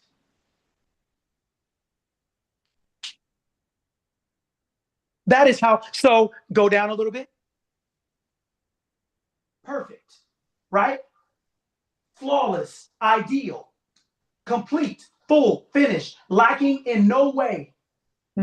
Finished, completely ready, completed, excellent, accomplished, exquisite, accomplished, finished, complete. It is a compound word. The per means completely, and the fet means to make or do. To make or do something complete. Now we say there's no perfection. So if something's not perfect, it is what? Imperfect. So let's just say, Sean, you've got a brand new house. You call your mom over and you're like, Mom, look at my house. So she walks in and says, oh, this is good. Then she walks into your kitchen and your roof is leaking. Would you call that perfect? No. No. So then it would be what? Imperfect, right? Yes. If everything in your house was working the way it's supposed to, what do you call that? Perfect. How do you call it perfect if that doesn't exist? If there's no such thing? How could no one be perfect but make something perfect? Because we make mistakes, so that's why we can't be perfect. Wait, how? But how? When it says, first of all, your awareness in you is perfect. So if you identify with your awareness as you should, then you will produce what? Perfection. What does that mean? Wholeness, completeness, lacking nothing. When your house is perfect, whole, complete, lacking nothing. There's no leak in the roof. There's no busted out window. You don't have a big pothole in the front lawn. It's perfect. It's whole, it's complete, it's flawless, lacking nothing. That's what perfect means. So our definition of perfection has been this passed down Coca-Cola bottle, if you will. The definition has been, kind of like janky, because we think we've been taught that perfection means without flaw. And it means that like there can be no room for a mistake to be made, when the true definition is not that, if that makes sense. The more we identify ourselves as human instead of as I am having a human experience, the more mistakes we'll make, because only humans make them. The humanity isn't perfect, is what you're saying. Humanity isn't perfect. In the sense, the more humanity thinks it's just humanity, instead of realizing I am believing itself to be whatever, Sean or Kyrie, that is humanity. Because for the body to work, didn't God have to breathe the breath of life into it? Yeah. So then humanity is not a self-created thing, right? Right. So then humanity is a body with the breath of God in it. Yep. So how do you think you're just Mary Sue or Pat or Christina? How do you think your name is? Your name is just the name of your body. And your body doesn't mean anything without the breath of life in it. And that breath of life is perfect. That is heaven. That's the perfect in you. And the more you better preach as your humanity start to identify yourself with your true identity, the more of perfection you will experience. Your whole house will be perfect. Your whole life will be perfect. What part of the house shouldn't work? No parts. Well, what part of your life shouldn't work? No parts. No parts. So then all of your life, so if all of your house can be perfect, work perfectly, why can't all of your life be? It can. And is. So then how does perfection not exist? Because we say it doesn't exist, so we can't see it. We will identify ourselves with it. Perfection standing right, it's in you really, but it's standing right outside the door, but you're unwilling to have the experience. You won't let it in. Because you keep telling yourself it's not true, it's not real, it doesn't exist. Only imperfection exists. That's like only having a left hand, or only having a left leg, or only seeing the left side. That's like, but what about the right side? How can imperfection exist and perfection not? Just the law of polarity, the law of duality says that's not true. The book just showed you it's not true. I didn't write it. The analogy we just went over showed you that perfection is real. It is that you are whole and complete. You are made. Per means completely, right? Fect means to do or to make. You are made whole and complete. Do you think the God that made everything else perfectly and the sun is still up there hanging, do you think it decided to mess up when it made you? Absolutely not. Well, then why don't we act like it? That's nice. I'm so happy that you're happy. I'm so glad that you're. I'm a mute. My famous day of the week is what? Tuesday. What do you say on Tuesday? What do you say when that bill comes? Samuel, are you still perfect then? Are you still If every part of your house, you wouldn't stand for any part of your house leaking. You wouldn't stand. Now you say, okay, I got to get the money, but you're not going to convince yourself that that's okay. You're not going to convince yourself that that's right. You're not going to find a way to go on anyway.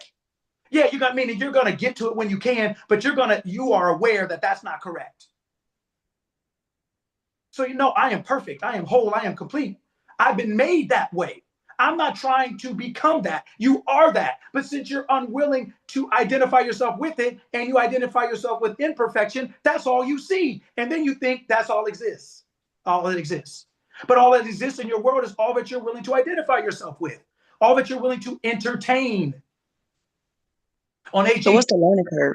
Where is an entertainer? We got to have a house big enough to entertain because we love to entertain.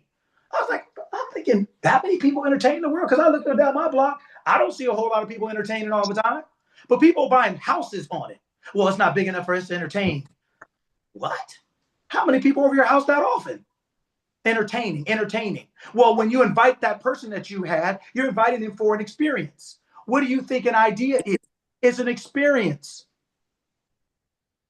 And if you're unwilling to entertain it, how do you get it? If you started telling yourself, I'm perfect, I am whole, I am complete, I am flawless, I am made perfect and whole. That's the way I was created from the gate. I don't have to try to become that. I don't have to physically labor to do that. I have to consciously identify myself. That's what God does. God makes humanity. Humanity doesn't make God. So humanity thinks that it has to work for everything because that's all it has to offer is the physical. So that's all it believes is the physical. But the physical and humanity and labor are after. They are effects. They're not causes. So the things that you are looking for over here start from here. So if you want to see perfection here, you have to start here. And if you're unwilling to tell yourself that you are perfect, that you are whole and complete, you were made that way, that you are flawless, that you're lacking nothing, you will not see the truth of that. But it is true. Because just like the word exists, the experience exists. It just doesn't exist for you. And if your whole house is perfect, then guess what? Your whole life should be perfect. That means your body, your health, your money, it should be flawless. It should be complete. It should be whole. As long as you maintain it. Just like you maintain your house, you get the gutters clean, you mop. The more you use something, the more you maintain it. You don't clean your roof as often as you clean your bathroom. So the more you use something, the more you maintain it. You wake up every day and you tell yourself, I'm perfect. I'm whole, I'm complete, I'm lacking nothing. Everybody's afraid of something. Anybody heard that? Mm-hmm. Yep. God is not giving you what? Fear. Spirit of fear. And who gave it to you? Why are you have it? Why are you supporting it? And why are you listening to that? True. Humanity will tell you everybody's afraid of something. What is the key word? Body. The human form is afraid because it is not creative, it's created. It's relying on consciousness to do everything for it. Just like your kids rely on you to do everything. Or when they're afraid, especially when they're young, they run behind you and hold your leg. Or they cry the first day you took them to preschool or kindergarten. Yeah, as they get older and mature, they become more independent. It's the same thing psychologically. As you become more mature and aware, you become more independent. You realize I am that. I am whatever I say I am. Samuel, your world is not a reflection of the world. Your world is a reflection of you. Things are as you are. Things are as you are. What does it say? As within, so without. Right? Everybody? Has anybody heard that? Yes. As within, so without. What do you think? What is as within? What I'm identifying as. What I believe myself to be. Say it again. What I believe myself to be. What is I? God. What I tell you, what always goes under the God column. I. Whatever I is identifying is the what. Whatever I believe myself to be. And that is as within. As within means I am. As within, so without. I am, things are. Because of what I am, things are. Things are a reflection of I am. I'm not a reflection of it, it's a reflection of me. Because it comes after me. You're not a reflection of your kids, they're a reflection of you.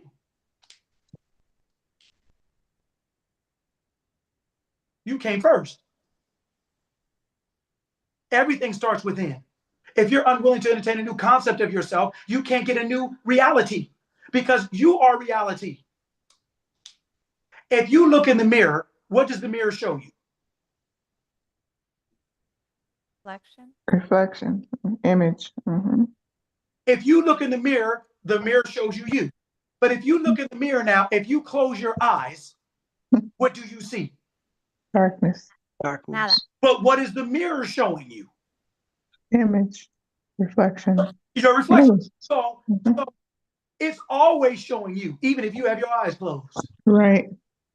You just can't see it with your eyes closed. You can't see why you broke, but it's showing you what you think. It's showing you what you're wearing. You're wearing poverty. I am broke. I am sick. I am imperfect. Nobody's perfect. I'm afraid of something. I got high blood pressure. I got diabetes. Oh, this leg ain't working. Oh, I'm getting older and my eyes are going bad. Okay. The mirror's going to show you back, even if you close your eyes in ignorance. It's still reflecting you. You know, when your kids are young, right? And you play that little game, that little peekaboo game. Mm-hmm. They really think when they put their hands over their eyes, they're invisible, right? And you look like, oh, where did Johnny go? And they open up and they crack up. They really think they disappeared on you. And you let them think it. But they do. They think they're gone. They think they didn't turn invisible on you. But you see them. You think when you say all the things you say, you think your awareness doesn't hear you. Oh, these old jobs ain't nothing. Oh, I'm going to get laid off anytime now. Oh, well, you got to work if you want to make a living. That's cool. There's nothing wrong with that. That's the power of choice. The power is not what choice you choose. The power is the fact that you have a choice to choose. And you have to be a better chooser. You're not powerless or choiceless. You limit yourself because of your identity to a certain section of choices. But somebody else got the choice and they make the choice you won't make. So it's not that the choice is not available, it's just not available to you. But you think it's, because they're white, or because they're a man, or because they're black, or because they're a woman, or because they're Republican. No, it's because they think different than you. So they're willing to entertain different things. Walmart, you said, is a different experience, right? Absolutely. Scoot back a little, please. Right? Oh, shoot, there ain't much room. Right? That's the difference between you and another person is internal, it's not external. It's expressed externally. The difference between you and you, but we all call ourselves humans on here. Then why do we all look different? Different genes, different ideas, different concepts of self that produce a different physical expression. What do you think that's limited to the body? You think that doesn't occur in your job, in your business, in your money, in your health, in your relationships? What do you think is limited? It only works in this part of life?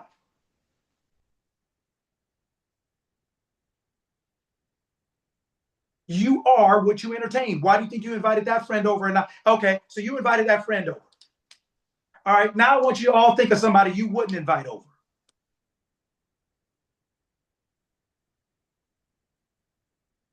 What's the difference?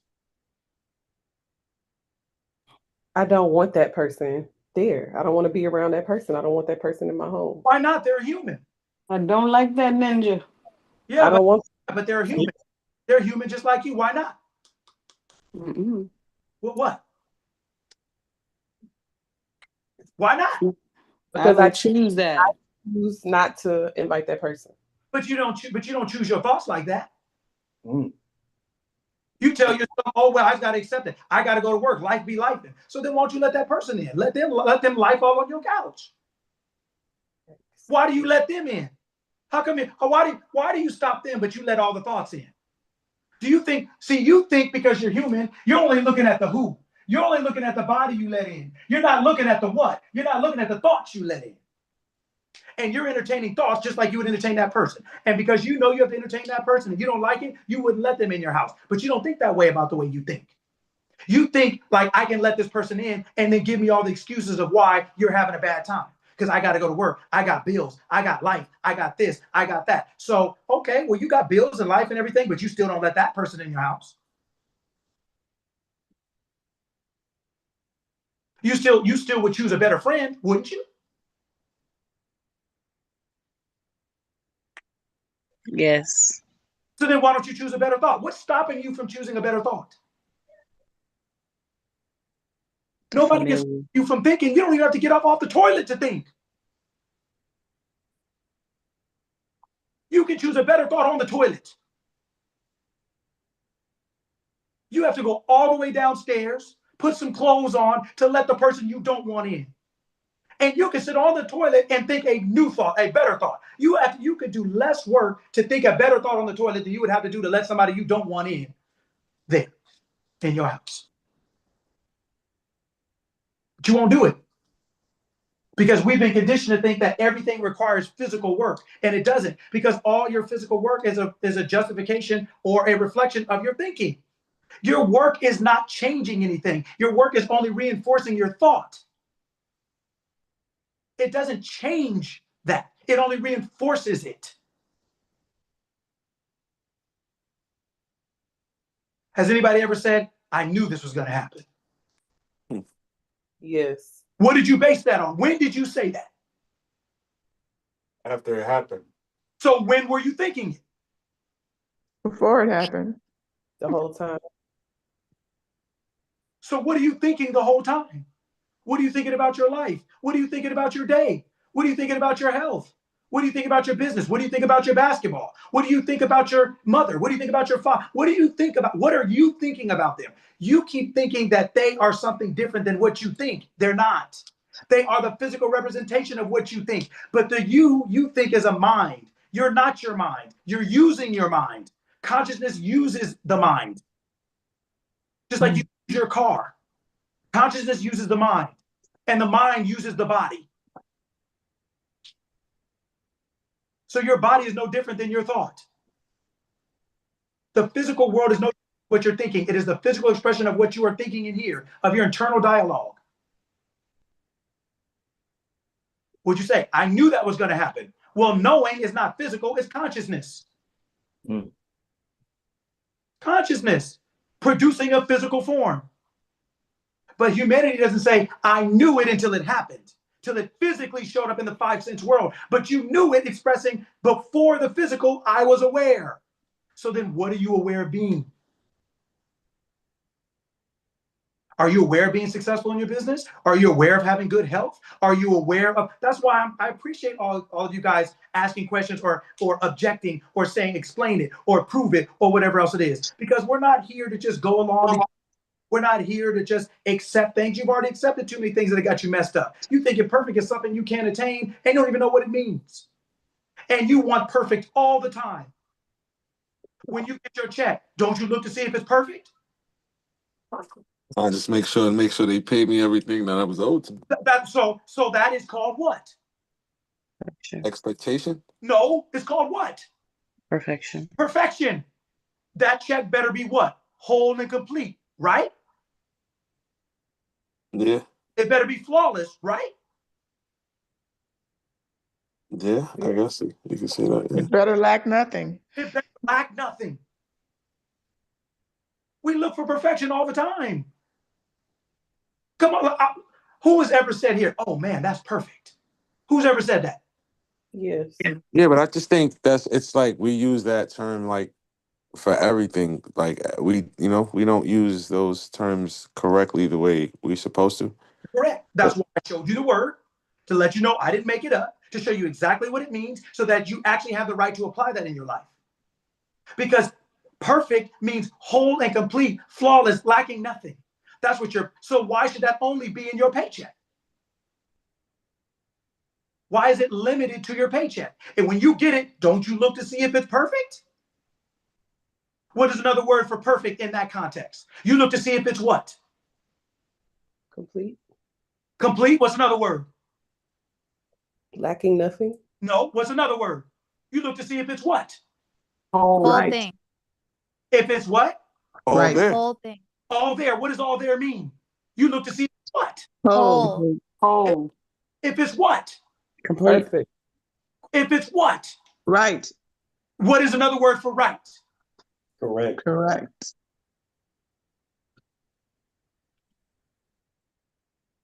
What do you think perfect is? Correct. That's the way you're supposed to live. Correct. You're supposed to live perfect. You are supposed to live perfect. You're supposed to be whole and complete. That's who you are. That's how you were made. You think this consciousness that created everything made you imperfect? Then why in the book did it say be perfect? How can it tell you to be something you're not or that you can't be? I asked anybody want to take up and say you lying. Nobody took. I didn't hear get any takers. You think to your point, I think that was Samuel. If it wasn't, forgive me, but I thought it was Samuel. But to your point, we think perfection is a physical labor. We think it is a physical achievement. So we're saying if I make a mistake, I am imperfect. But that is not the way consciousness thinks about things. The way you should think about it in your humanity is, no matter what I express, I'm perfect. If I keep that identity, I will continue to expand that and express that. Let me show you guys something really quick.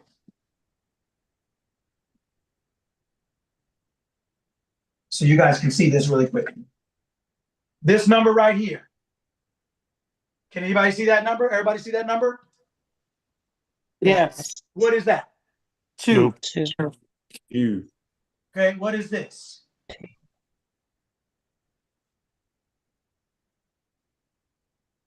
What is that? Dos. 2. It's still 2. So no matter how it looks, it still is what? 2. No matter how you look, you're still perfect. Yeah, but that could also be mistaken for something else, though. Huh? That could be mistaken for something else, though. Yeah, but did anybody say it was something else? No. No. Everybody knew what it was.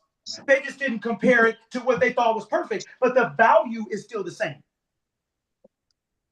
The value of these two numbers are still the same. Mm-hmm. Let's say you didn't know, and somebody said, "Oh, my fault, man, that was a 2." As soon as you know that's a 2, does it hold the same value as the other thing? No. Does it matter what it looks like? What? No. No, not once you know what it is, right? Right. It only matters if you don't know what it is. It only matters, your imperfection only matters because you don't know who you are. When you know who you are, you know, even in this moment, I look like this. I got bills I can't pay. My kids are sick. My wife is mad. I hate my job. My leg is hurting. My whatever. You may feel like that, but it doesn't change your value. It doesn't change your true identity, who you are. It doesn't change that. And if you would say, you know what, no matter how I feel today, I'm still this. And I am going to put all of this, I'm going to point my attention to that until I start looking like that. But this says, but we feel like this, and then we start going the other way. And then we get into 1 now. We start having less. We start having low self-esteem. We start feeling I'm not confident. I'm not. This is I'm not. Going this way is I'm not. Going this way is I am. Your value doesn't change no matter what you're expressing. But you won't express your true nature if you won't accept that. And you won't accept it because you think you're human. You're not. You are having a human experience. You are I am believing itself to be Veronica. I am is Veronica.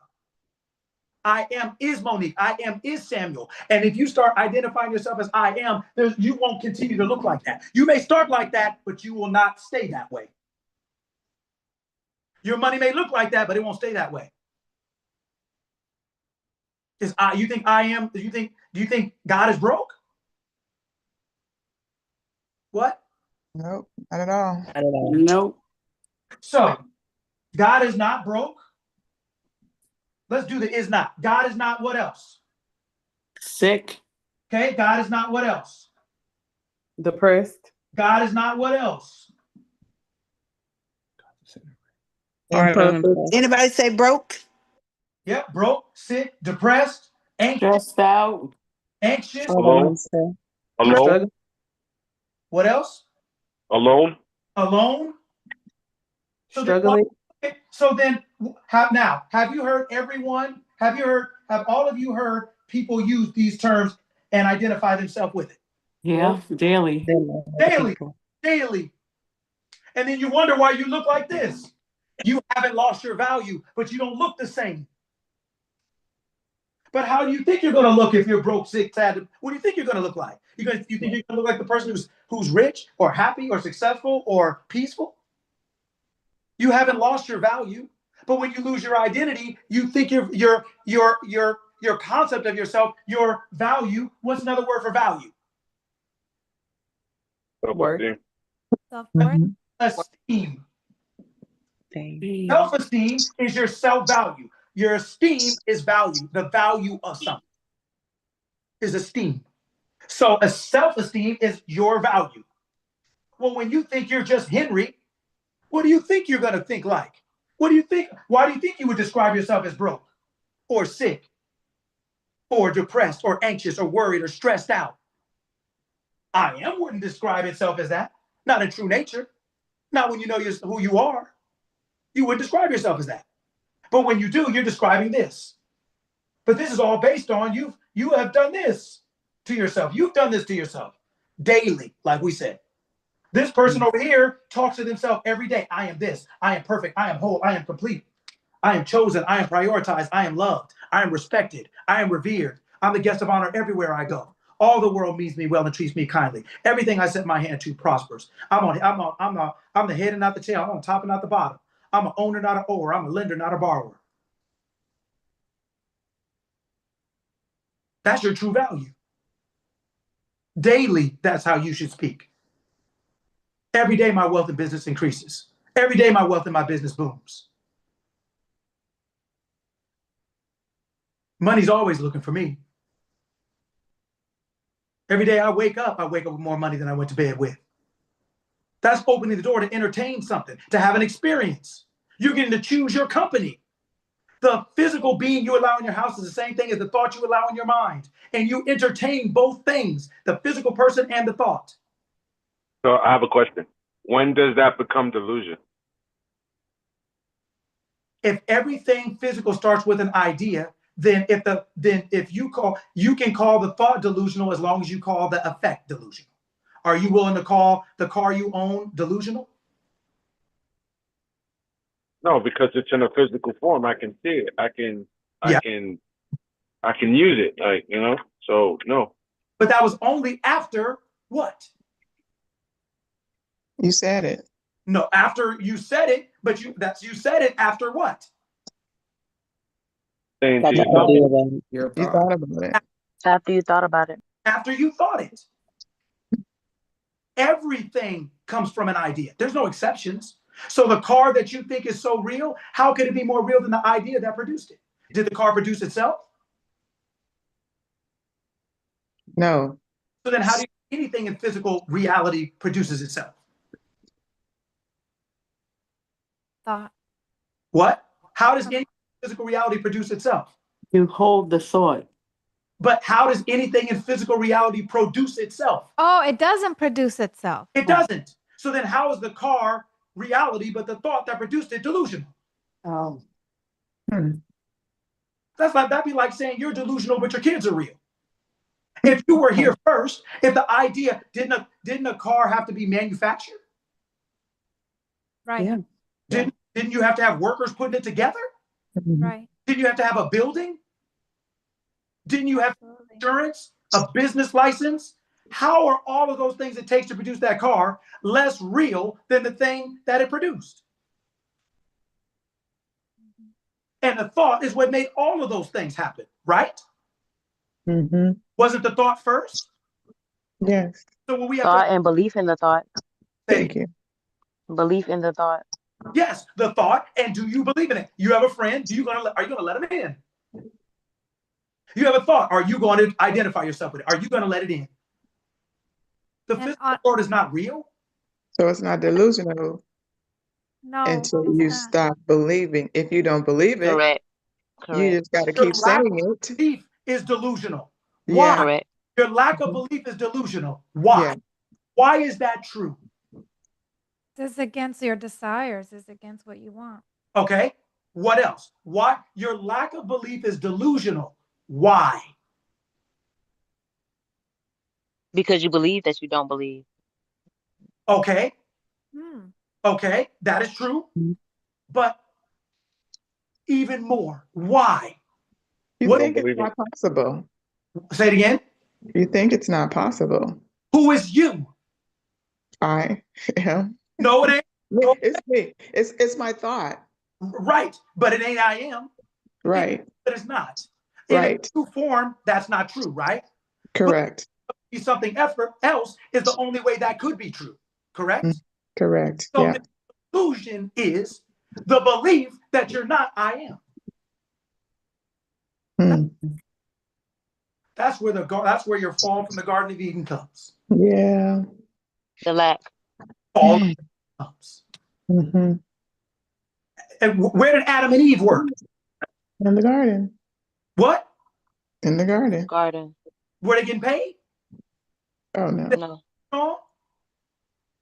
Yeah, they just went there. Were just going around looking at their food. It's their food. Yeah. They were who they working for. We're like, who? They were given something and placed in charge of it, right? Yes. Yes, but they were given something. They didn't work for that. Right. So then, delusion is the belief in your disbelief, in your unbelief. That's delusional. What if God said, "Let there be light," but I don't believe it? There would be no light. Right. What if you have, Light not coming. what's the difference? The delusion is thinking that you're not I am. The delusion is thinking that you're humanity so that you're limited by this little light of mine, but I am makes the sun and you got a little light. It's a long fall from being the maker of life to just trying to make a living. Mm. That's a long fall. 9 o'clock. That's a cold game. Mm. And the only way you think you're just trying to make a living, what is the only part of you that can think that?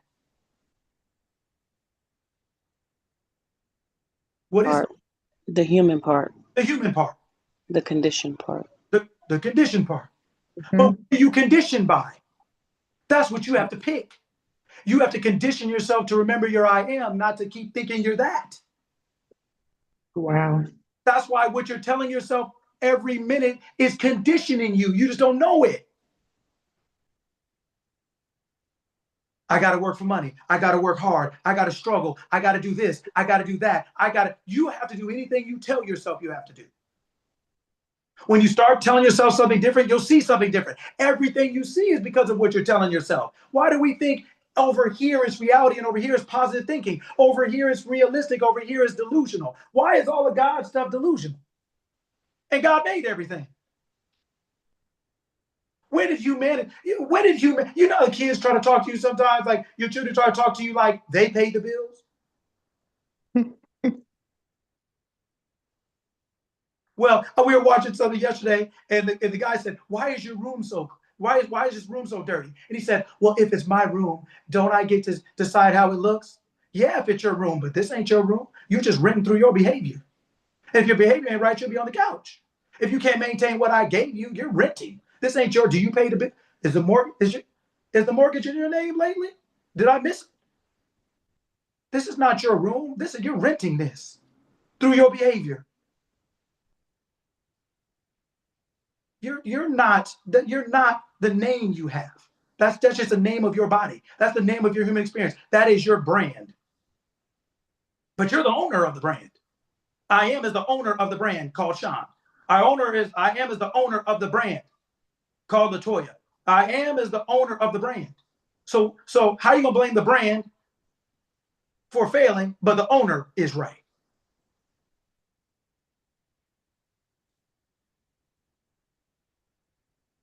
Delusion is thinking that you are human. That's your delusion. That's your chief delusion. You are not. You are having a human experience. That's not to invalidate the human experience. It's just to say that that's still not what you are. I am is this person. That is a human. A human is not a living thing on its own. So you have to understand that you made humanity alive. You breathed your breath into it. You're not separating yourself like it's negative. You're not saying, oh, I'm not human. No, you're having a human experience and you're one with that human experience. That is what allows you to do, to hug, to hold, to kiss, to drive a car. You're using a physical body to deal with all the physical things you've created. But you are not human. You are I am having a human experience. Start thinking as I am. What I am saying, I can't change my job if I want to. How do I do that? I start telling myself I have the job I want, or I start telling myself I have a different job or a better job. I am always starts with consciousness. You don't have to quit your job. Start telling yourself you have the job you want or a different one or the type of job you want. All things are made here first. This is reality. This is the manufacturer. This is where construction goes. You're just assembling with your hand. You're just putting together what's already been established in your mind. The delusion is thinking you're something else. That's why you keep identifying with things you would never in your right mind identify with. Broke, sick, sad, anxious, depressed, work. Look how much company you got. You done entertained all of these things. What type of time you think you're going to have? You got people breaking your TV, standing on your couch, standing on your table. You got people that like house partying and broke your toilet. You got other people playing baseball in your front yard. You got it's a zoo at your house. You have all this improper, inappropriate company. Broke, sick, sad, fear, stressed, depressed, anxious, and everybody else rubbing your shoulders. Oh, that's collective consciousness. But that's not the truth. To be an adult, you have to learn how to think for yourself. And thinking for yourself is first thinking truly knowing who you are. I am is who you are. Nothing else. Everything else is what you are powering. A name, a business, a health, a relationship. I am healthy. I am successful. I am has a business. That's I have a business. I am has a business. I am is sick. Would we say that? No. Then what would we say? I am healthy. Because that's what I am is. You know how long, God had pneumonia. If you live forever, you know how long pneumonia is going to last? For eternity? How long should God be sick? If God lives forever, how long should God be sick? What if you prayed to God and there was an out of office, I got the flu, I'll be back in 2 weeks? Hey guys, I don't mean to be rude, but I gotta start work. I just wanted to say thank you. I appreciate this whole talk this afternoon. Thank you for allowing me to visit. Thank you for allowing to hear, such positive things. Like, I'll definitely be back next week. Man, appreciate you guys too, just like all of you guys. Thank you for coming. And your visit. Thank you. Bye. All right. Well, I'll talk to you later. Everyone in this chat, thank you. Appreciate it. Everyone have a great day. Yes, have a good one. All right.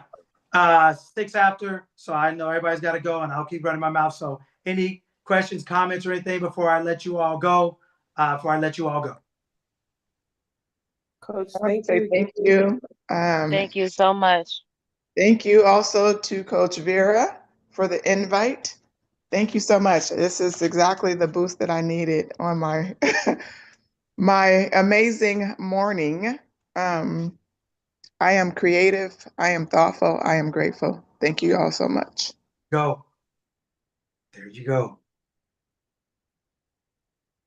Whatever you attach to I am is powering it. So attach whatever you want. I am rich. I am is powering it. So why do you care? So if I were to say it another way to make it more plain, I am is paying the bill. Attach rich to it. Attach success to it. Attach health to it. Attach joy to it. Attach peace. Why would you have I am that created everything paying the bill for broke or depressed or stressed or worried? Why would you use its resources for what you don't want instead of what you do want? You're I am anyway. You might as well be what you want. Drop the mic.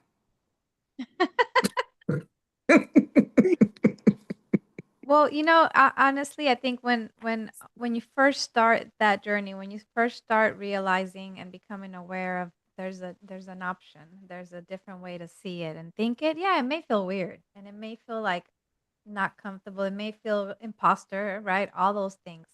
But once you stay there and continue, it's magical.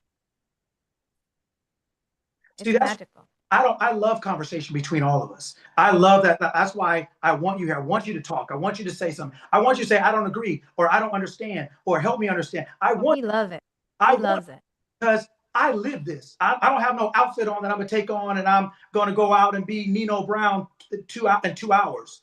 I'm not, I live this. So when I'm responding, I am talking because I live it. I have proof and facts. I have everything I do comes from what I'm telling you. I live it. So that is why I'm passionate about it. It's not something I'm trying to sell you, and it's not something that I've like, just do this and then be this. No, I'm giving you the information so you can be whoever you want to be.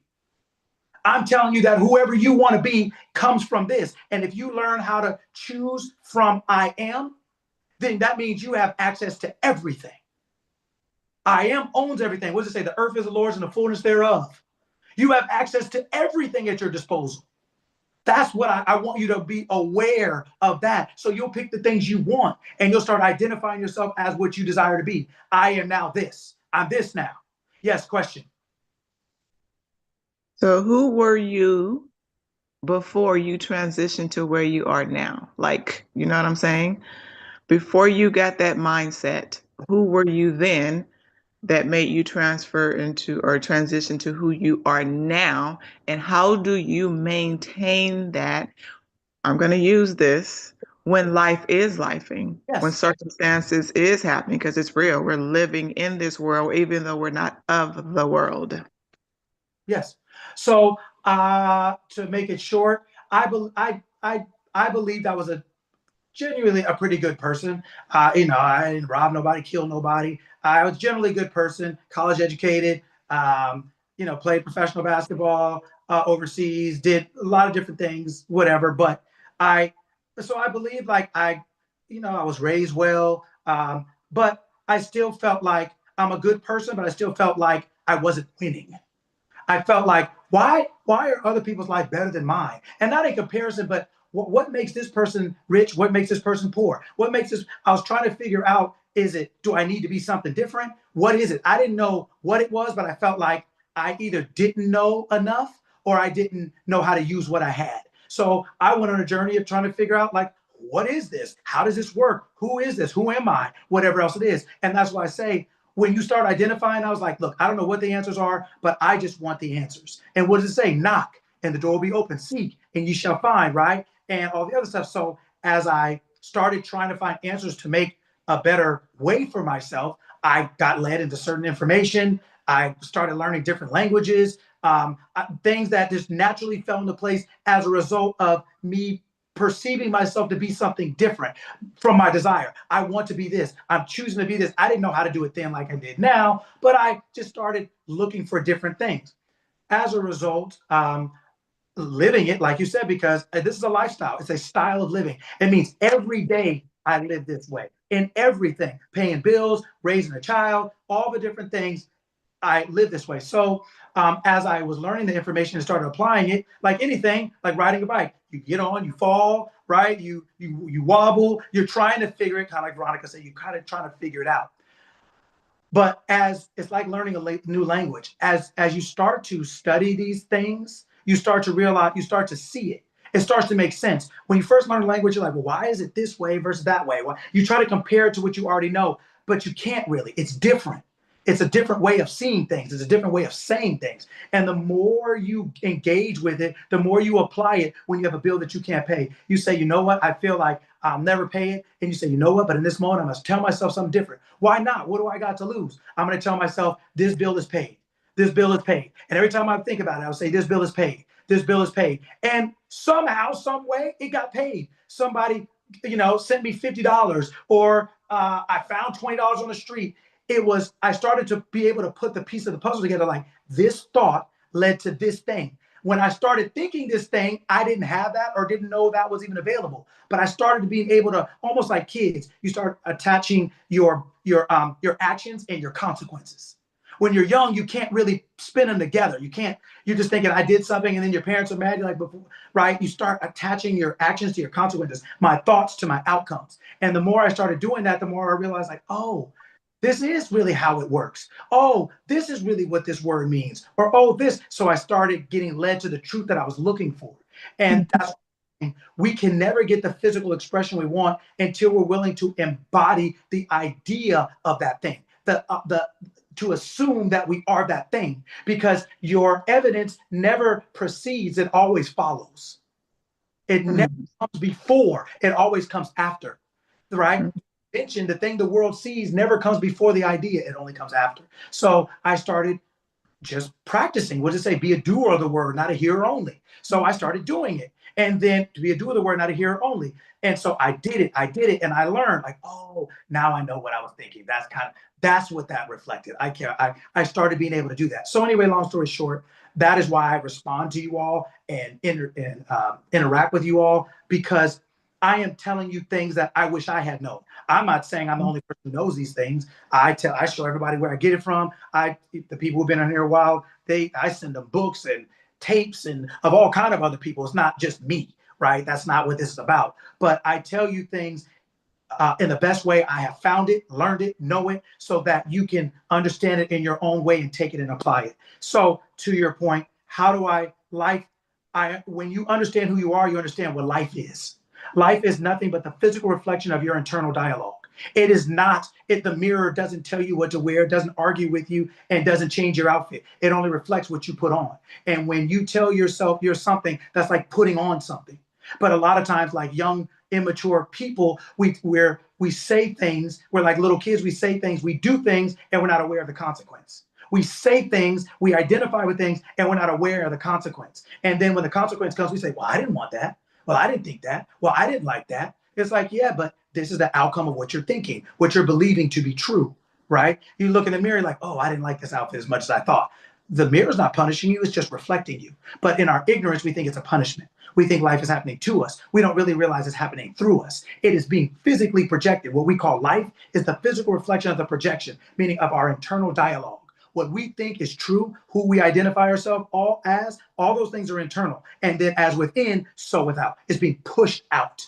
It is not something that's just arbitrary and just there, any more than an outfit in the mirror. It doesn't just show up without a being in front of it, right? So what you do is every day you wake up and you choose this day who you serve.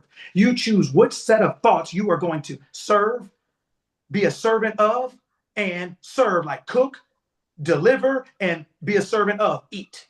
You choose the thoughts that you are going to live by today. I am this, I am that, I am this, I am not this, I am not that, I am this, I am that. This is how this is going to go for me. You choose this day who you serve. You declare and decree, and it comes to pass, right? Death and life are in the power of the tongue. So you start telling yourself before you see it, you tell yourself before you see it, there's vision. And the vision is whatever you are in here that you want to see out there, you start telling yourself you are that, or it is that way. And that is how it will become physically expressed in your world, in every area, every day, all the time. And it's just a practice. It's like we learn to practice in another way. We learn to practice over here. Thank you so much. Okay.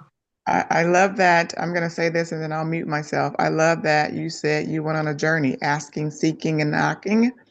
And then you said, all of a sudden this happened and all of a sudden that happened, but you recognized what was happening. So you were able to see it, which increased, I believe, your belief. So then you kept saying it. You see what I mean?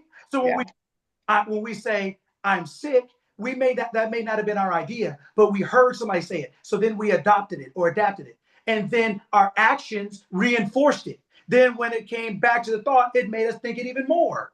It's the same thing, whether it's a journey or whether it's your health or whether it's your money. That's why we have to be conscious of who we're opening the door to. Just like a person, we have to be conscious of who we're opening, what thoughts, like who the person is, what thought are we allowing in our mind and are we entertaining? That's what meditation means. It means to entertain. It means you are literally sitting there mediating. You are between the non-physical world and the physical world. And you're taking all the things that you're entertaining over here and you're bringing them through into your physical experience, right? That's what meditating is. It's in the middle. You're in the middle, right? So that is why. So whether it's on a journey or whether you want more money, it is basically to go from I am not, which was I am not sure what's happening. I am not sure who I am not, to now I am. I know who I am. That's constantly expanding and constantly growing, right? Like we all are. But But once you start identifying yourself as what you choose and realizing that you have a choice because you know who you are, you will start to see that whatever you are willing to identify yourself with and as becomes physical experience, because that's how all things work. Everything works that way, right? So.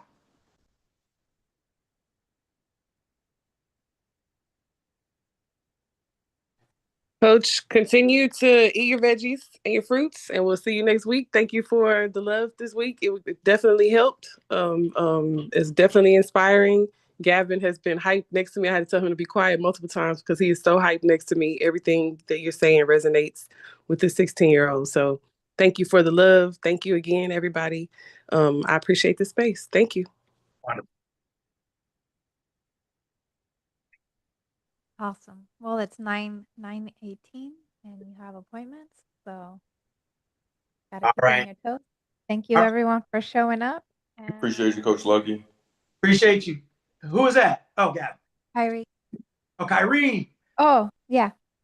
Yes, sir. Yeah, no, I appreciate you, Coach Lucky. That's right. You was you was speaking today for sure, like every day. It's good to see you, brother. Glad you're here. Yes, sir. Coach Lucky, thank you. I used today's episode, like when I tell you it was good, it was good. While we were on a call, one of my friends, I've been trying to get her to hop on, and I was like, look, he's live right now.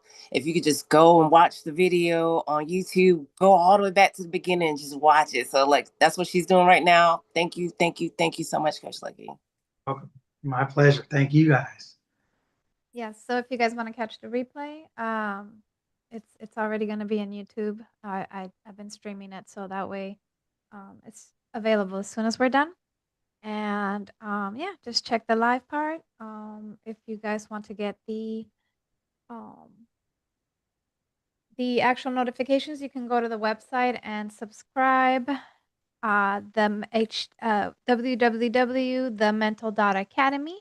And if you want to work closely with Coach Lucky, we have the Youth Circle where you get one-on-ones and another more intimate session. So you can marinate on it, whatever. You can always reach out to me because I handle his Shopify.